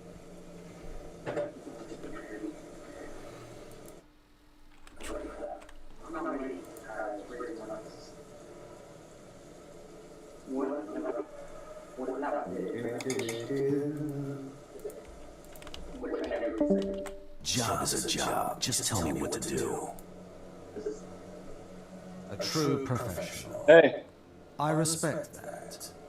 My assistant, Sergeant Slary, will recommend the correct dosage of Quell and give you a supply. See him at the research tent. I gotta pack one. Fuck, hang on. One sec.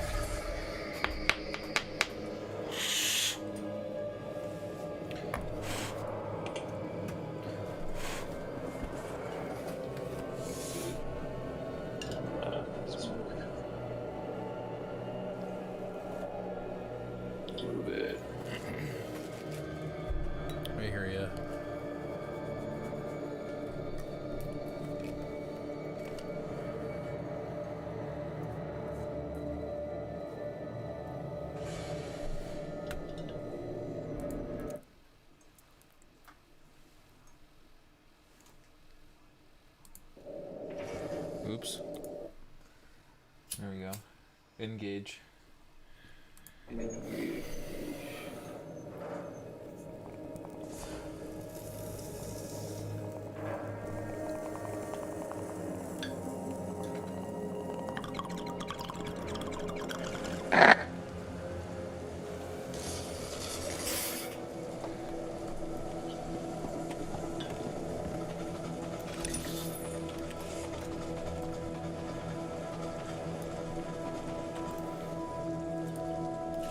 If I know Lord Drow's tastes, which unfortunately I do, he sent you for the quell toxin. I'm helping him put down the slave revolt. Do you truly understand what he's asked you to do? What if I told you this experiment is pointless? That past studies have shown increased suffering has no impact on the speed of surrender? This has nothing to do with accelerating the end of a rebellion. Lord Drow simply takes perverse thrill in gratuitous suffering. I'm sure Lord Drow wouldn't appreciate these comments. Don't get me wrong, Lord Drow is very good at what he does, but he lets his personal bents impede our efficiency.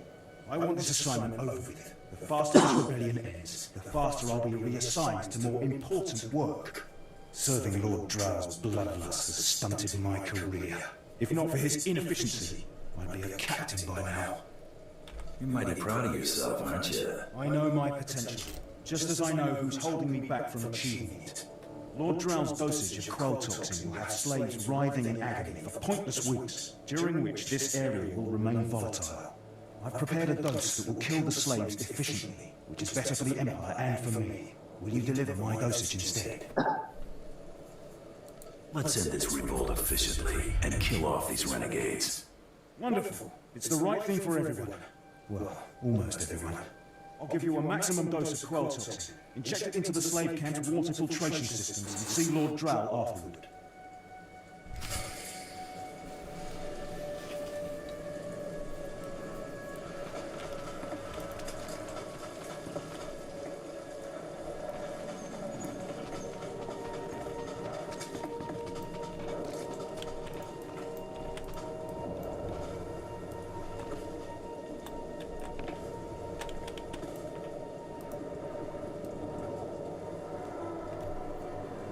Oh, they got a strong hold.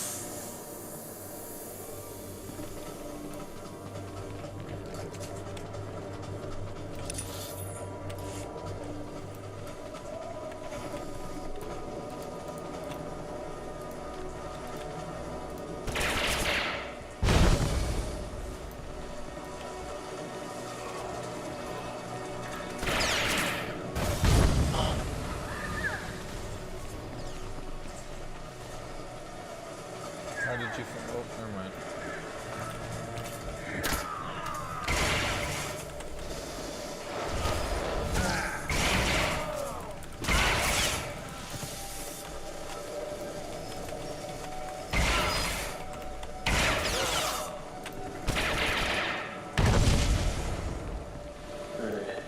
Shane, you want to smoke another one?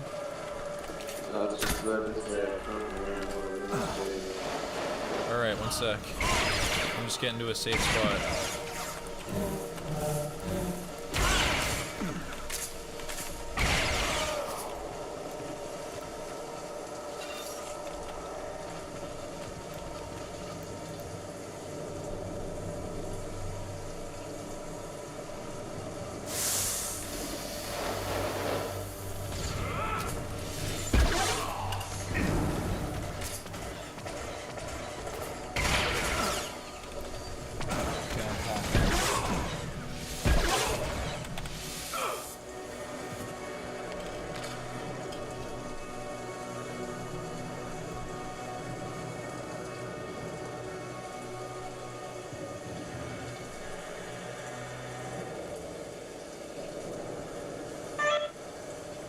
Oh my god. That's all I could hear. Would you like to smoke one? Okay. Engage. I'm almost level 20. Nice.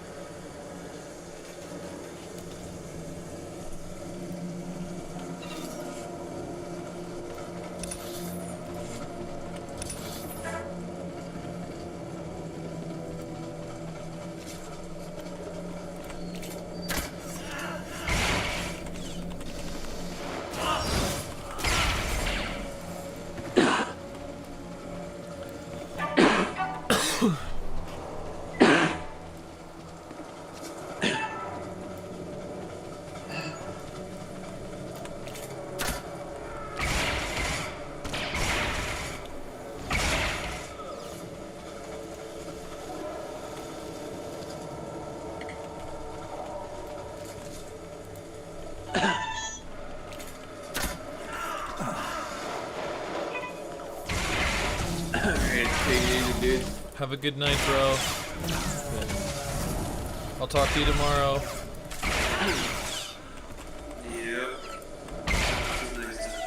Hell yeah, buddy.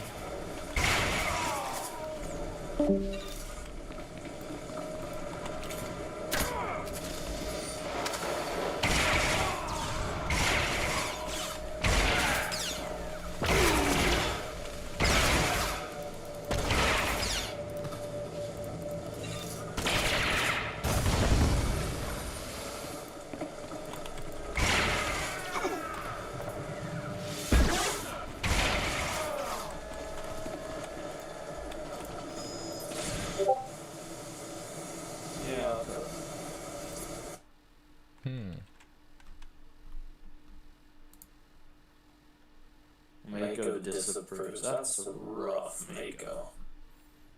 That's cool.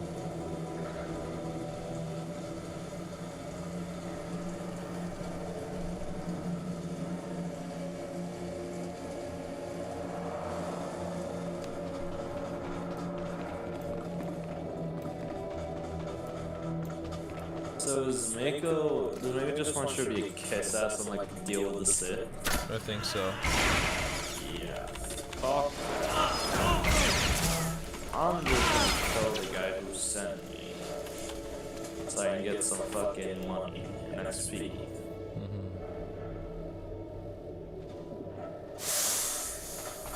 And they got a problem with me doing that. That's fucking rough.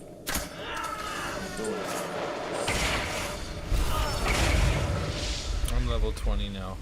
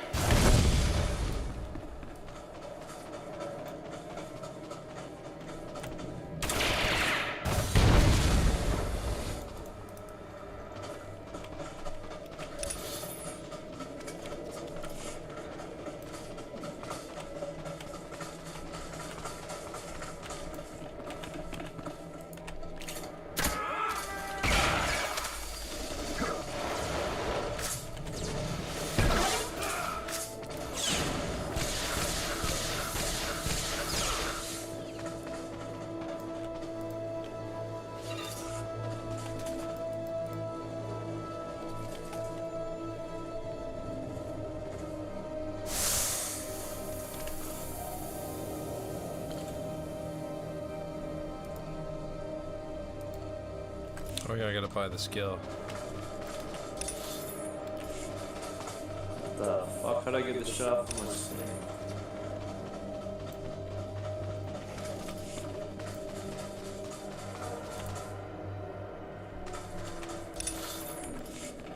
How'd I get that shot on my thing? What thing? I'm pretty sure I'm showing my screen. Drone cast no guild control. Hey Scorpio, how's it going, buddy?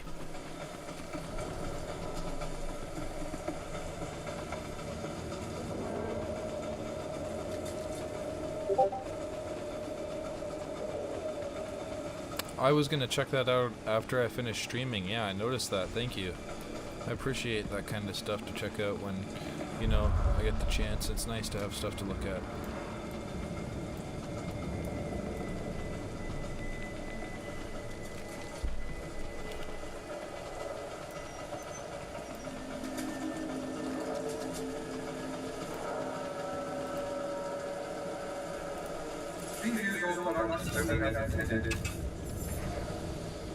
I have this thing called, it's like on the Thomas, and it's like drum cast, no guild controls the sector. How do I get rid of that? Say that again? Oh, it's on my screen here. I'm pretty sure it's on my screen. Oh. I gotta look at your stream.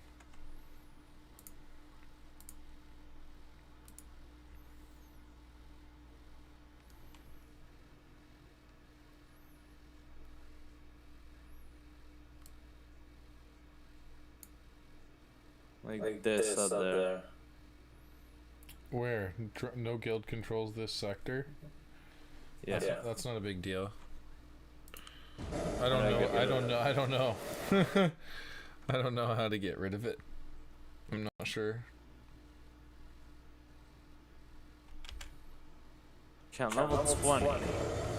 You gotta get the skill. How do I get the skill? Trainer. Where's the trainer? Somewhere. Brave. Use your map and then use trainer filter.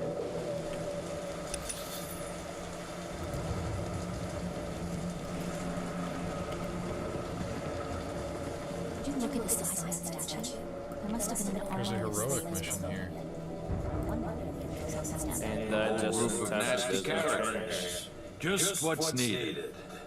Seeing as how you're already killing slaves and causing a fuss, how'd you like to make a pile of credits? Nothing beats a stack of credits. That's what I like to hear. Let me give you the lowdown. So Darth Valron is on the Dark Council, and his apprentice Lord Ket wants to advance, so he starts building a giant statue to his master. But Lord Ket doesn't want his master to know, so he brings in slaves from off-world. Slaves rebel, and we get this mess. I hear you there, Scorpio.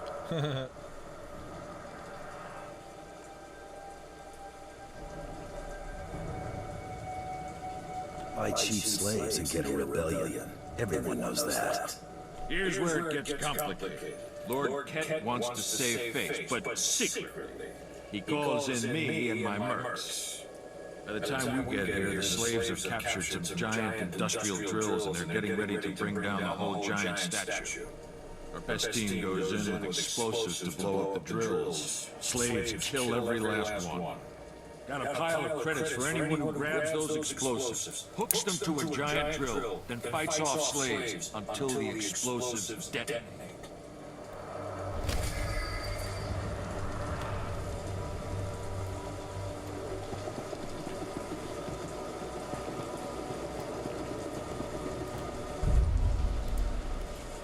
Look at them out there, they're like animals. Hundreds of slaves with no one to command them and without a thought in their minds as to what to do with their freedom. Like I said, the slaves are animals. But we've noticed strange behavior in the back. And my superiors want to know more. Some of the slaves are killing each other.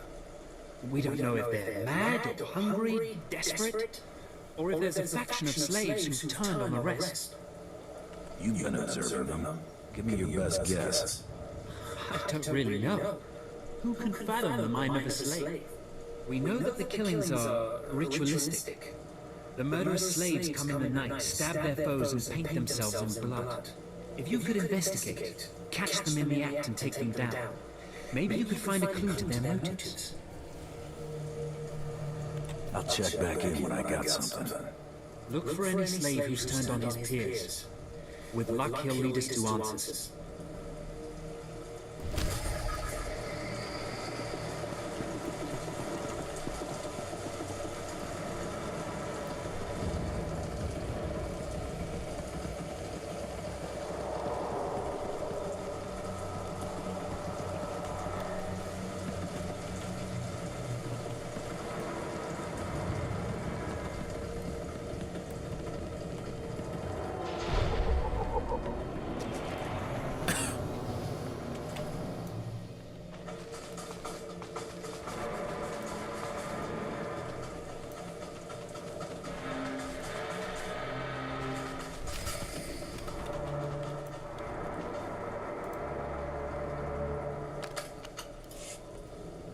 Dear Altaka, when I got your message, I could scarcely believe it.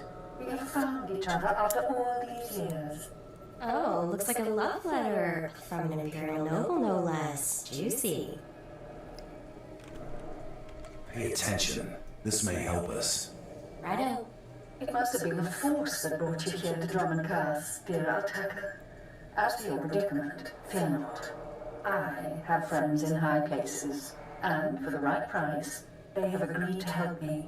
When the slaves attempt their pitiful revolution, a man will come to you dressed in rags. He will bring you to me. I should say you are my missing brother. We will be Lord and Lady Decker. I'm afraid I cannot get you off world and back to your beloved family, but I promise to make your every moment here a joy. Our lifestyle will be the envy of all, and we'll attend parties at the Nexus Room every night. Be ready to join me, my love. Wait, so the lady is his lover, but now he's posing as her brother? That's disgusting. Sounds like the Nexus Room is where we'll find these weirdos. Less talk, more action. Let's go meet this Lord and Lady Daka. Lead on, boss.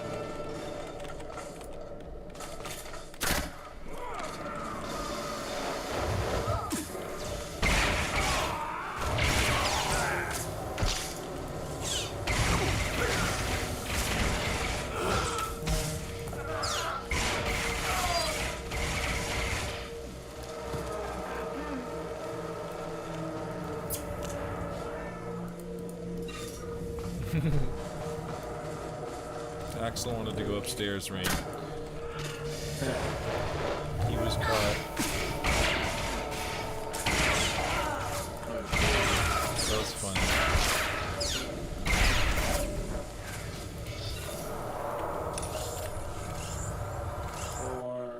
I had to stop watching your stream because it was making my computer run slow. Alright, yeah, I should just kind of close this stream now.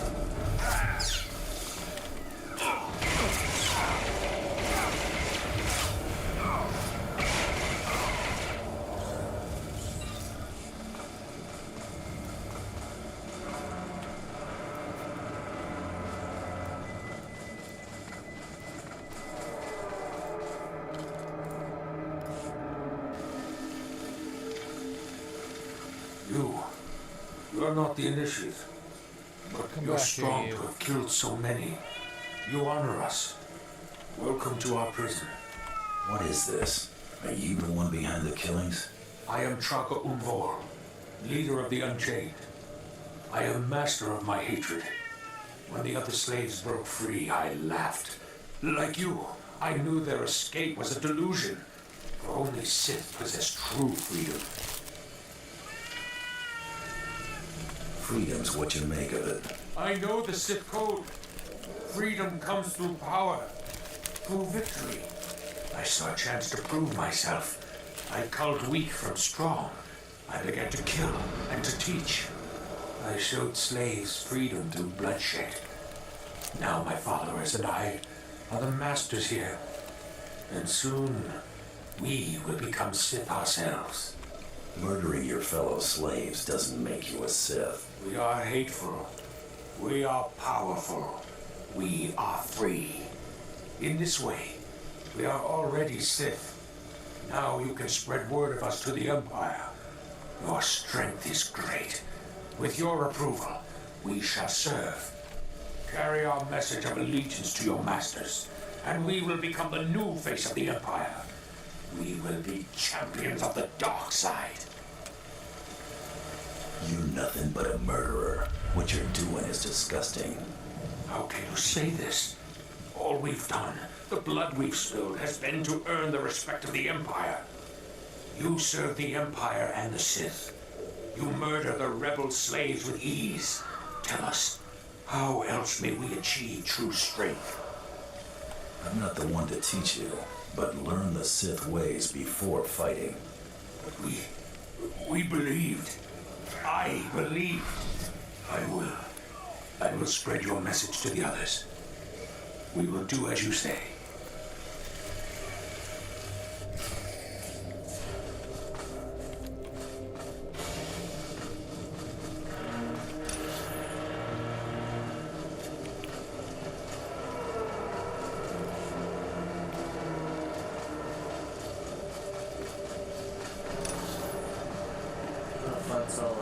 Where the heck is this cantina? Oh, I was just at it, dude. Where is it? In Here, the other area? If you quick travel, you should be able to see it.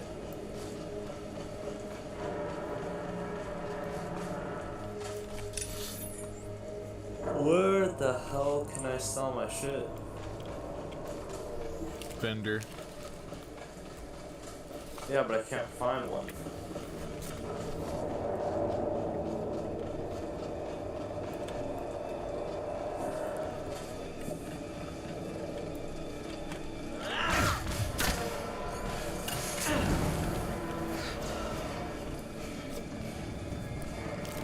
And there's like no vendors over here.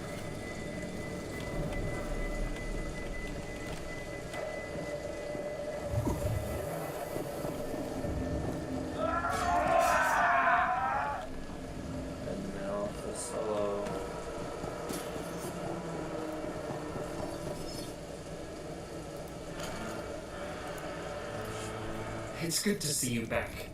I knew those slaves couldn't hold their own against you. I take it you managed to track down one of the murderers. What's their story? Can we use them? They were crazy.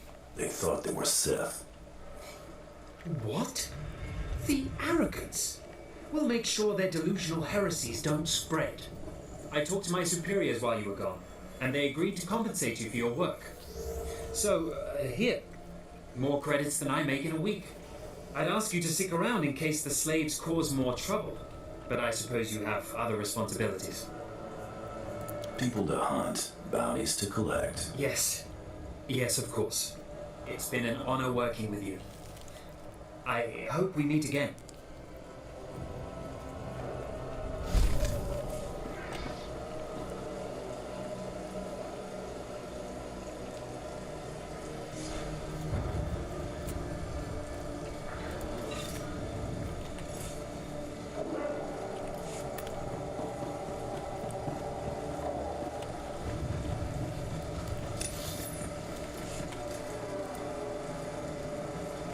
I don't see it on the quick travel map.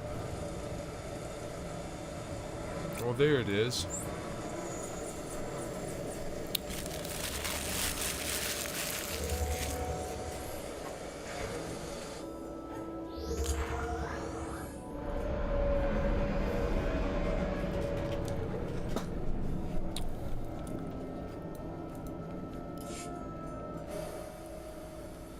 About the whole great hunt thing. Thanks. It means a lot to Brayden that you stuck with it. I'm in this for your sake, more than his. That's sweet in a total and complete lie kind of way. Great Hunt was Brayden's dream. Talked about it for years. Day he told me he found you. Should have seen him. Grinning and laughing so much, I thought his face would split in half. It's not every day you get a shot at the Great Hunt. Winning this thing, it would have meant more to him than revenge. So I'm gonna skip saying thank you again because you get the idea already. Let's just get moving. I think I'm gonna stop here for tonight. Okay. It's like 105 here. But we can play tomorrow. What time? Not sure. Gotta see how tomorrow goes. Let's get our speeder rank up. We need to look we need to look for our trainer. Where is he? Trainer. See anything I you found know? one. Come again? He's in the city. The city? Yeah. Okay, I'm doing a quick story part. Just as I said. That looks like him, alright. Bounty hunter. I am Sergeant Warlax of the Imperial Are you Navy. going to bed right now, Rain? You're commanded to hand over all your weapons and gear I'm going immediately. to get this and then I'll go to bed. Okay.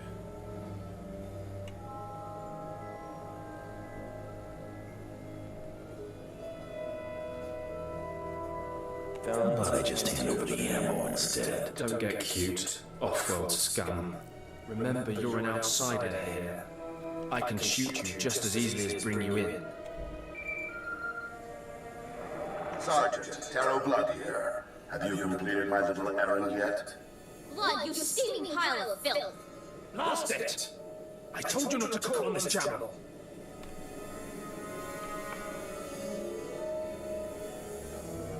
Everyone who doesn't want to die, leave now.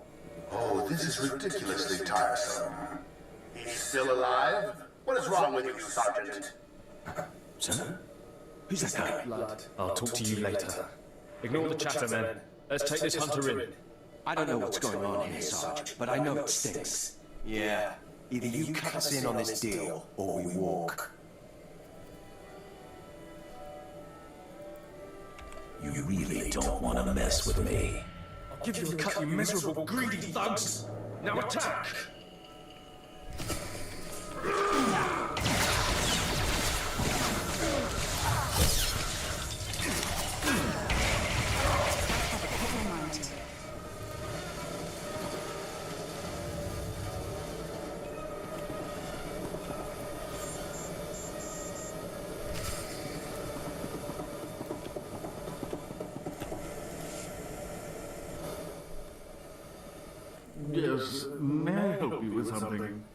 Darling, please don't speak to that filthy vagabond. It's clearly not supposed to be here, and we shouldn't let ourselves look like we approve. Come, let us get a drink. I know who you really are, Lord Daka. You know I am to be feared, and you should not keep talking to me. Stow it, darling. Just feel the smug knowledge radiate from him. We knew this might happen eventually. Yeah, only so long you can keep dating your brother before something goes wrong. So you know our little secret. Oh my god. What does an insignificant creature like you want? What would make you dare threaten the noble?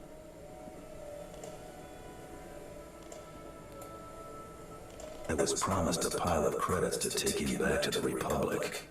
You mean back to my family, don't you? But I thought, you told me I was trapped here, that I would have to forget my family, that this charade was the only way. Inside voice, darling.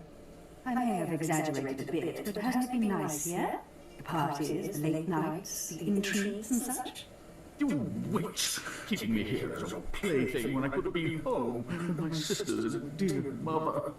Oh, it is such a whiny pain. It's a wonder your nobility. Let us make a new deal, bounty hunter. Make this fast, lady. I've got other things to do.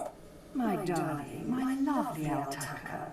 Wouldn't you rather stay here with me than run home to your pathetic Republic family? What? Of course not. You treat me like a pet, and this planet is disgusting. In fact, I'd rather... Yes, you've made your tiresome viewpoint clear. Then here is what I propose. I assume Altaka's family will pay less for just his body. Kill him, show me the slip, and I'll compensate you the difference. Oh, what? You want him to kill me? You think I'd let you walk away and be someone else's pet? Never. This keeps getting more disturbing. She's insane. Please take me back to my family. It would mean so much to them, to my poor mother.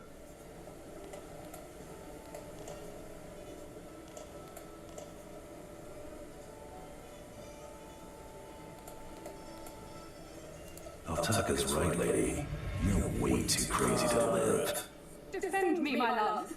What? Are you insane? Have a good night, bro.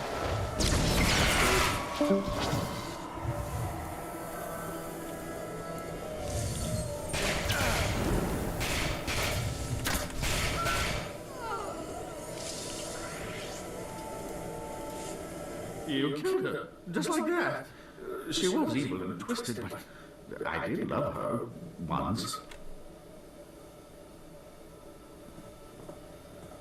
We met years ago on Alderaan. She was so dark and mysterious. And now she's dead. You can mourn her while you're in Carbonite. Oh, of course.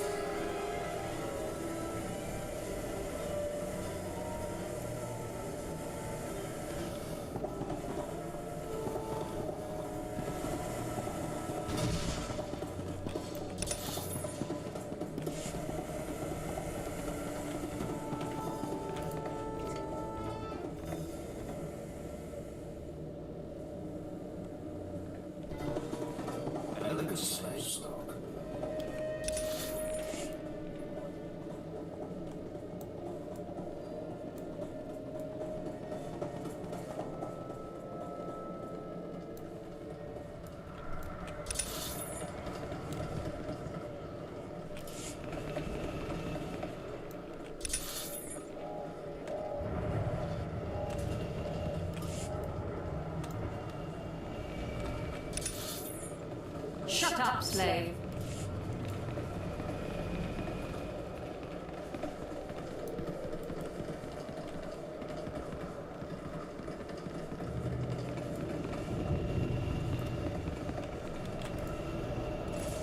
What can I get for you?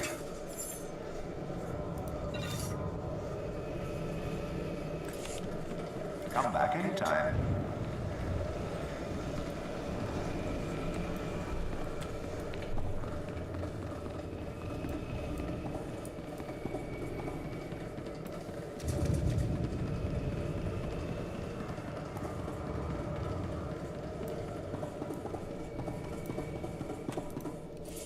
old-timer like me got a lot of tricks for sale. Come back, you might learn something.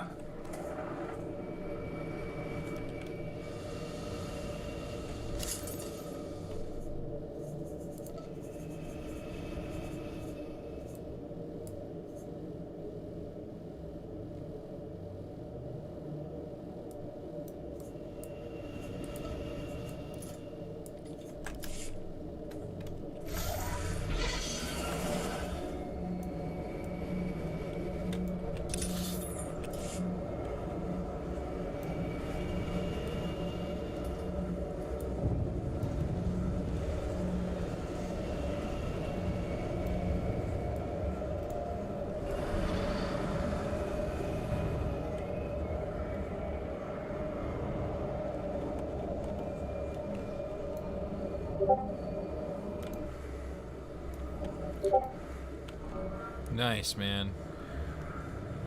Welcome to the stream there, T. Paravani. Hopefully you're having a great one, man.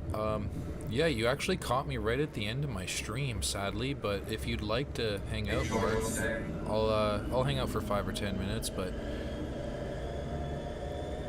yeah, if you want to see some of my gameplay, I got some other VODs from the other gameplay footage, so if you want to check that out until I stream again. Hell yeah!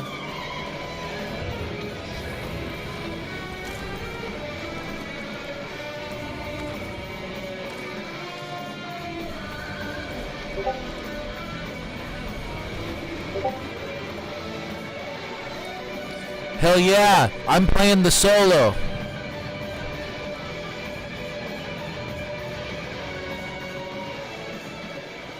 Along with the album, of course. Yeah, I was playing the solo along with the album. Yeah, that was me. But also with Marty. Isn't that sweet? Thank you for the follow, bro.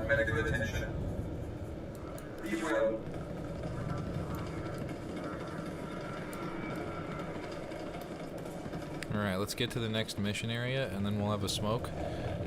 And I'll relax for 5 or 10 minutes. But yeah, how are you liking the game?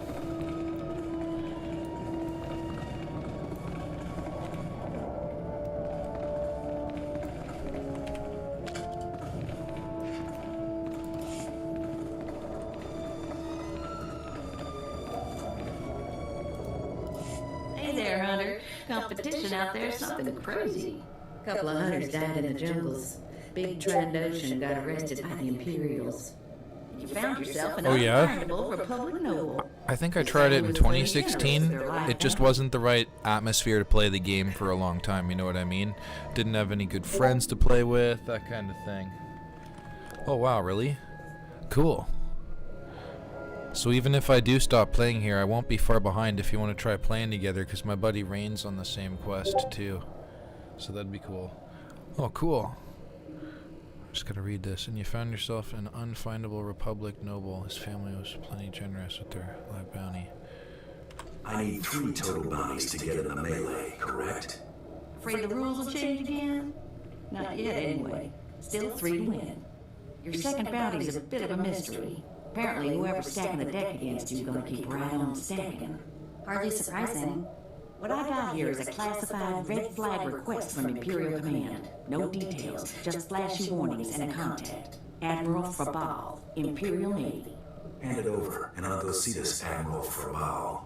Watch yourself in that first sitting squawk. You haven't dealt much with Imperials, have you? They make cuts look downright honest. Here's the slip. Frabal's in the city, not all that far a stroll. Go get him.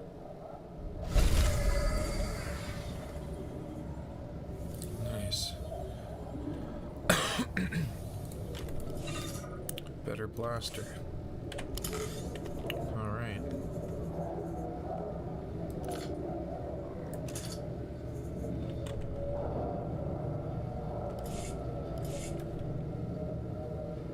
Cool.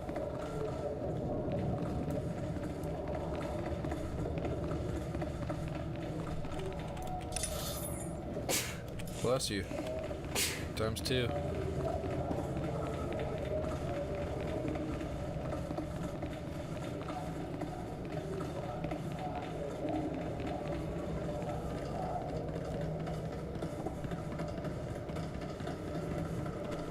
where are we gonna chill and smoke some green? Let's find a good spot. Oh yeah, I forgot. Destination.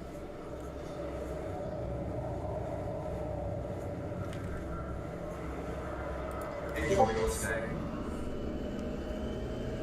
I'm not even sure, man. I didn't even know I could do that till you said that again. There's a way to choose specializations and stuff. I'm gonna have to look into it. Abilities? How do you choose? Proficiencies? Ah, I see.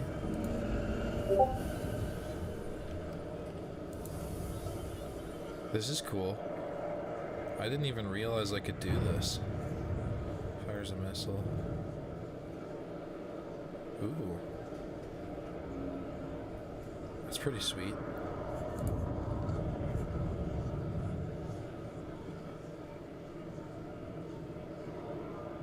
Yeah, I like the sounds of Arsenal. What's the mega shot you get?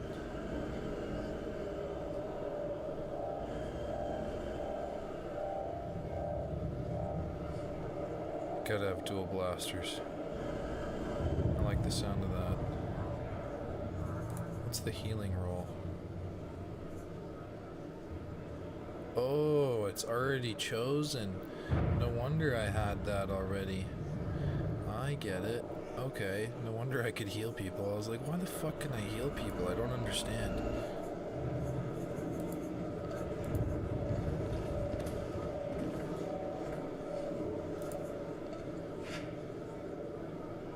Hell yeah.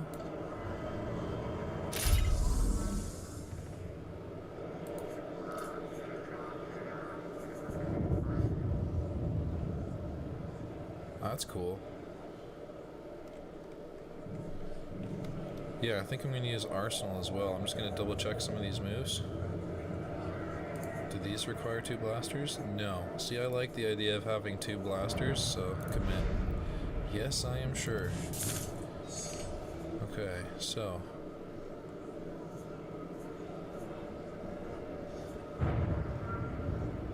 Two points available.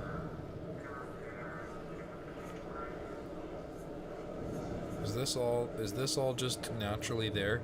Like all this shit? Is this all just happening? Oh really? I'm playing as the galaxy's biggest trigger happy guy. You know what I mean? I'll fucking shoot anyone that deserves it. I guess that's the best way to put it.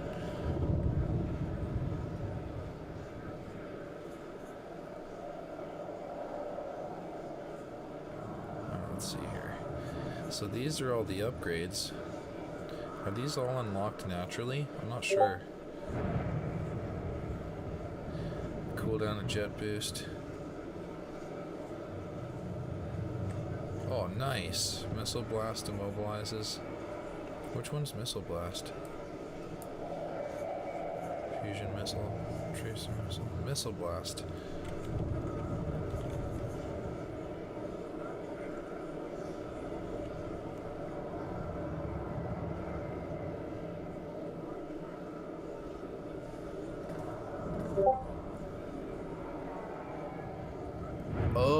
Okay, thank you. Yeah, I was kind of wondering, I was like, okay, so this kind of looks like it's set in stone. This looks like you can choose. Thank you.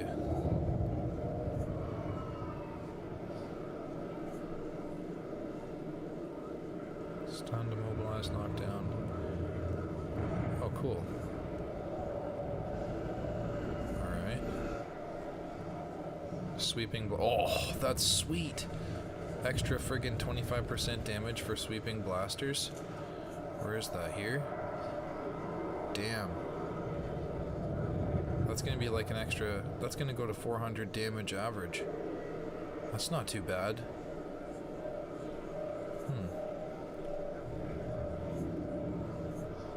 Power shot and tracer missile reduce the movement speed. Oh. That's good for PvP.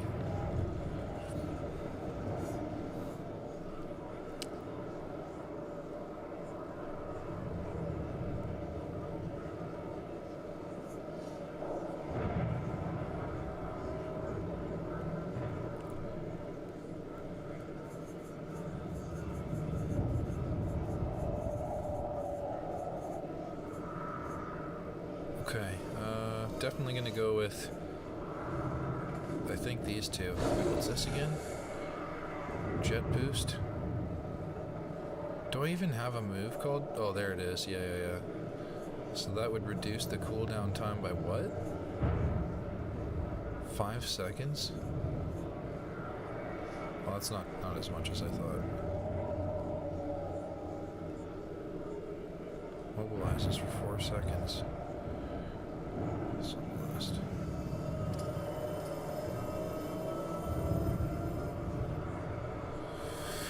I like the sounds of those stuns, you know what I mean?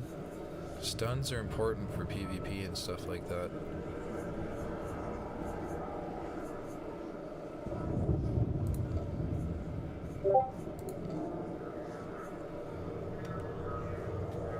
Oh, okay. Yeah, I'm just looking. I think these two might be the best. I mean, the extra damage is nice for that, but...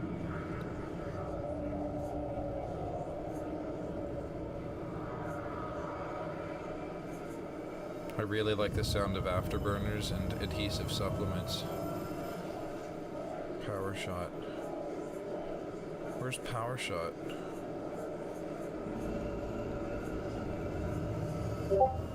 Tracer missile. Yeah, me too. I know, right? Eventually I am gonna pay for this game, but it's not gonna be for a while. You know what I mean? And I appreciate the fact that you're careful. I just know one day I'll pay. So, because I like the game that much, it's just I'm gonna wait till I get 2 characters or something to level 50, you know what I mean? That way I get the most out of it in terms of just experiencing the game as a free to play. So that's a good idea.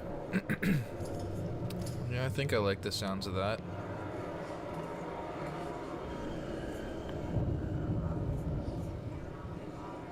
Tracer missile. I don't know, actually. Because where's power shot? I don't even think I have that. Where's this move? Power shot.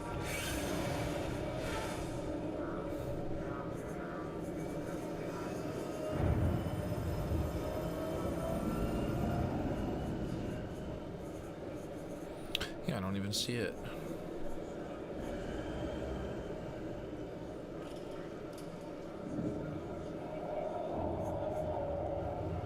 Oh, cool.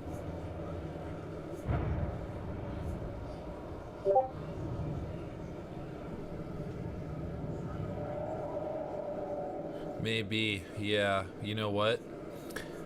Before I commit to this, I might want to pull up my abilities. Whoa.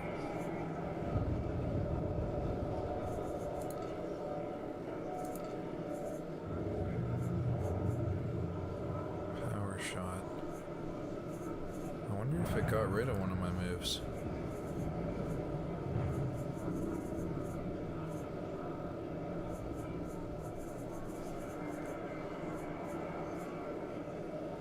Explosive dart. I could have swore I had all of these set. Yep, okay. That one's set up.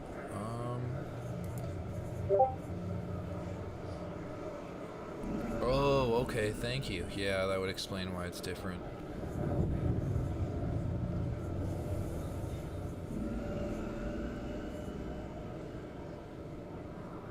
Whoa. Let's see. Maybe I just don't have it yet. Power shot, power shot. Okay, so that's tracer missile. I don't know, I think I'm gonna go for the damage. Increasing the damage of sweeping blasters by 25% gets 400% damage, a chance to crit 30% extra, so that's pretty sweet. So maybe that's the one to go for. And I like the move, sweeping blasters. But then again, man, tracer missile could slow people down big time. It's not a big deal though. Missile blast. I like that having the stun effect though. Yeah, alright. Okay. Sweet.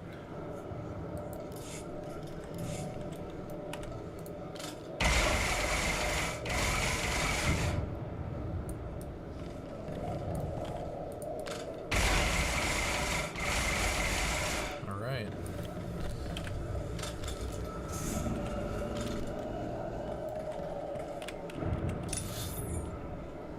Time to have a smoke. Let's go to the cantina. May as well just chill there while we have some relaxing fucking smoke break.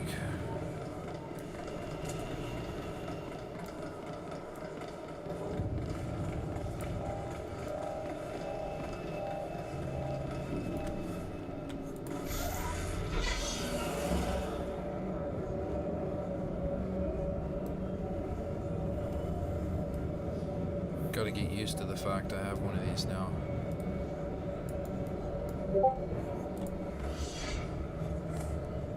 Oh, really? I gotta remember where to get one of those. Hang on here, let me see. I did that on my Jedi consular. I got an apartment.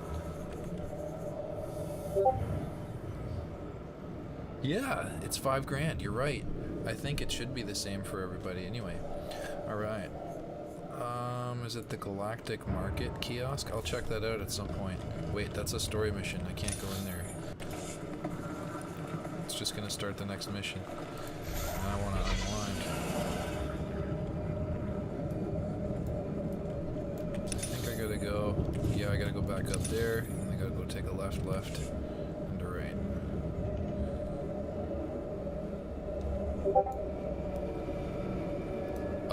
I think it's the first one, Starforge. Is that what it's called? I can't remember, I think so.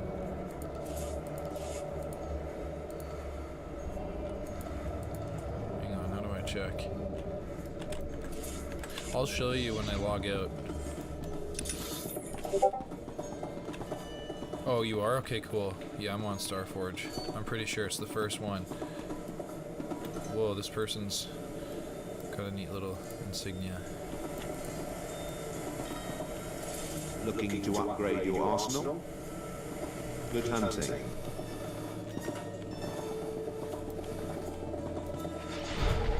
Treasure hunting? That's kind of cool. A bounty hunter that treasure hunts? That kind of sounds right.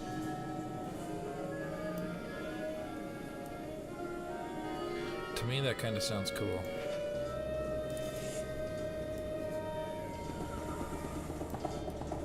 Elegant slaves. Oh, okay. That makes sense. I was wondering, I was like, are you going to teach me the way of becoming a treasure hunter?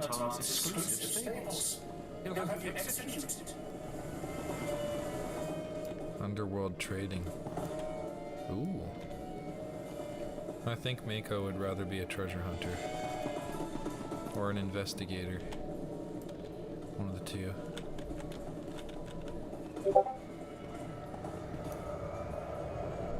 Okay. Right on. Level 2. I guess this is for missions and shit.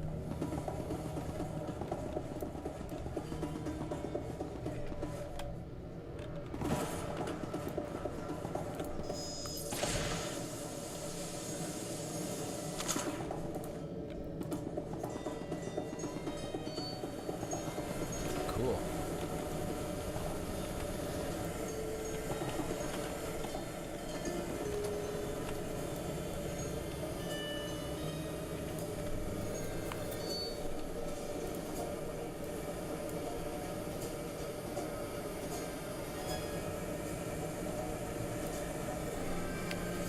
Time to chop some green and just unwind. Whoops, almost knocked my cup over. Ah, crap. I forgot. I can't chop any right now, I gotta get more out. But luckily I have some chopped in my one-hitter case. So I can load a bomb.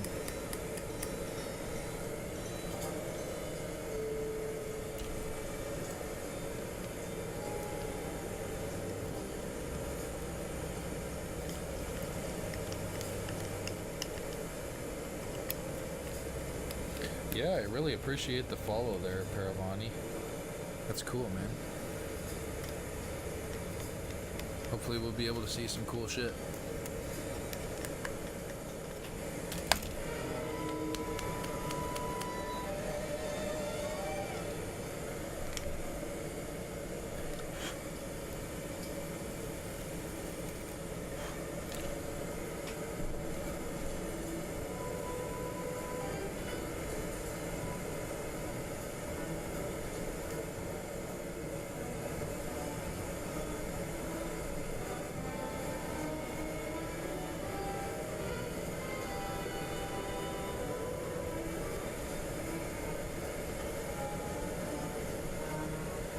So I should be streaming at some point tomorrow in the evening, around 10 o'clock Eastern time. Maybe actually 11, depends, usually, sometimes earlier. That's when I usually start playing. If I'm not too busy in the day and I got the energy, I'll just play at 11, 10 o'clock.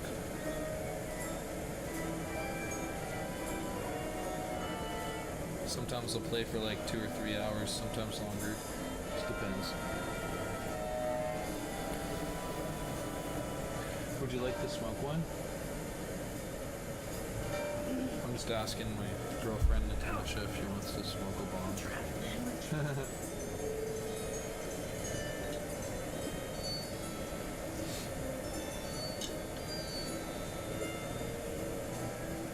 So I've been able to get a cool mission. I'm part of some great hunt, so I've been killing people off. It's been interesting.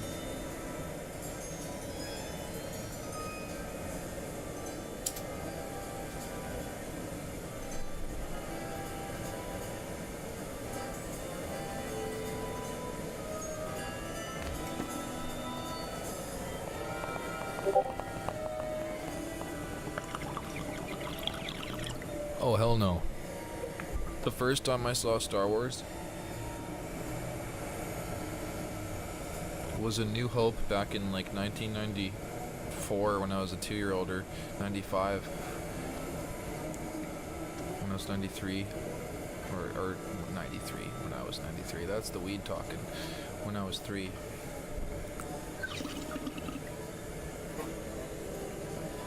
I loved it ever since. And then I just started playing the games whenever I could. N64 came out, I got Rogue Squadron, Battle for Naboo. That was my first real experience, and Shadows of the Empire on N64.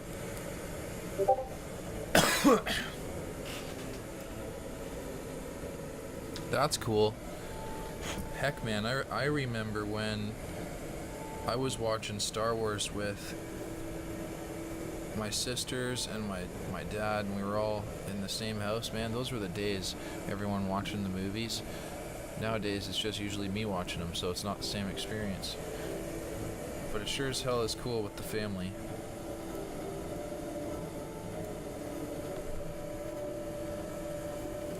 And the first movies were really cool.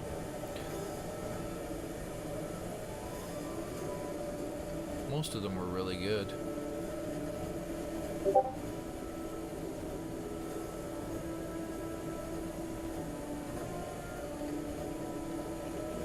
What do you mean, the first 3?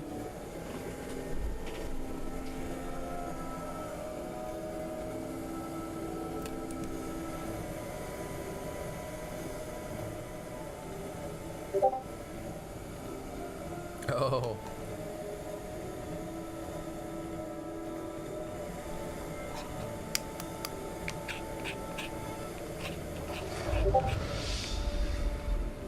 Oh, I didn't even know. What's it about?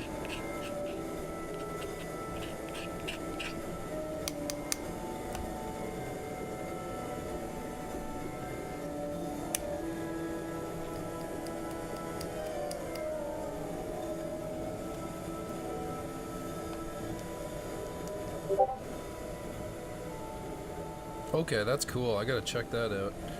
I didn't even know. I haven't really watched any of the animated shows, so I should probably go start with some of the, if it's all story, like linear stuff, I should start with whatever's first, but that's cool.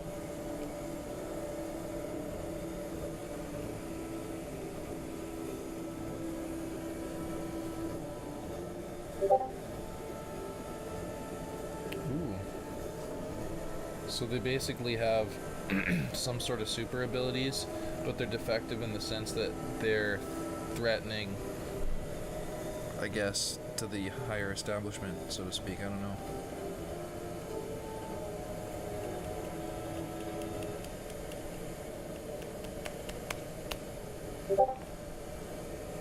Yeah. I kind of get the idea, a little. That's cool.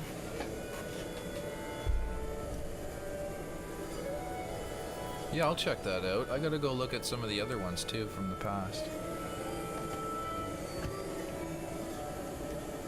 Alright, I'm gonna smoke one more bowl, and then I'm probably gonna call it there. But if you stream this, let me know. I'll be able to check it out if you're gonna stream.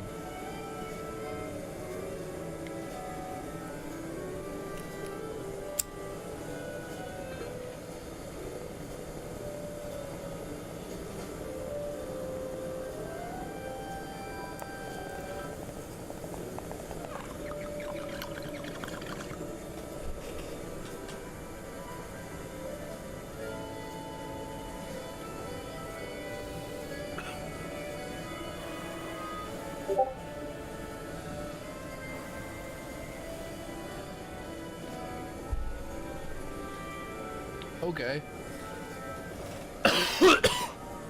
I'll check that out. I heard good things about the Clone Wars animated series.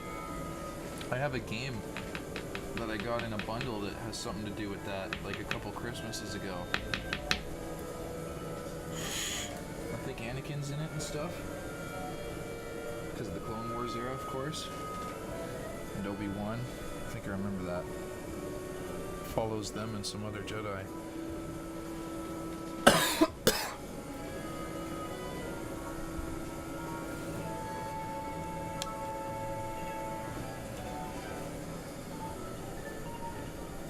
That was cool. Yeah, I'll go check that out, man, before I go to sleep. I'll go take a look at the trailer and stuff. Let's just get me started, you know? Thank you so much for fucking hanging out. It's nice to have someone hanging out who enjoys the game.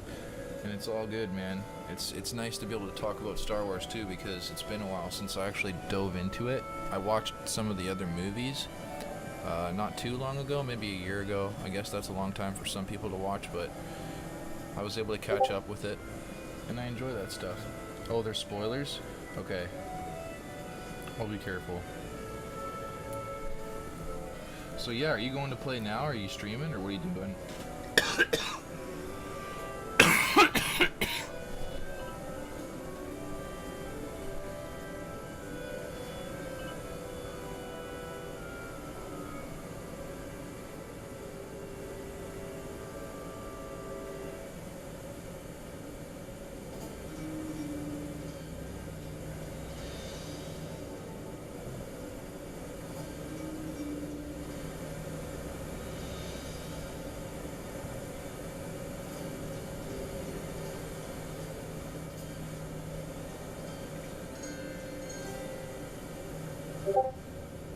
I hear you there, man.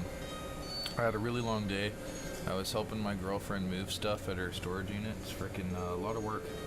So I was pretty much cutting it longer just so I could get to know you a bit better, because I appreciate the follow and I really appreciate the support to the stream and stuff. So, but yeah, maybe we should just get off the stream and get some rest. I'm gonna probably have a coffee tomorrow. Instead of a coffee, I'll have either, I don't know, a tonic water or... Fuck, I usually have a tea this late, but that has more caffeine, so I'm kind of pushing it. I don't know. I'll figure it out, though. Thank you so much for hanging out, Caravani, and I'll hopefully see you in the next stream. I'll be on either tomorrow or the next day or so. But yeah, buddy, thank you very much. And I'll see you guys in the next one. Take care for now.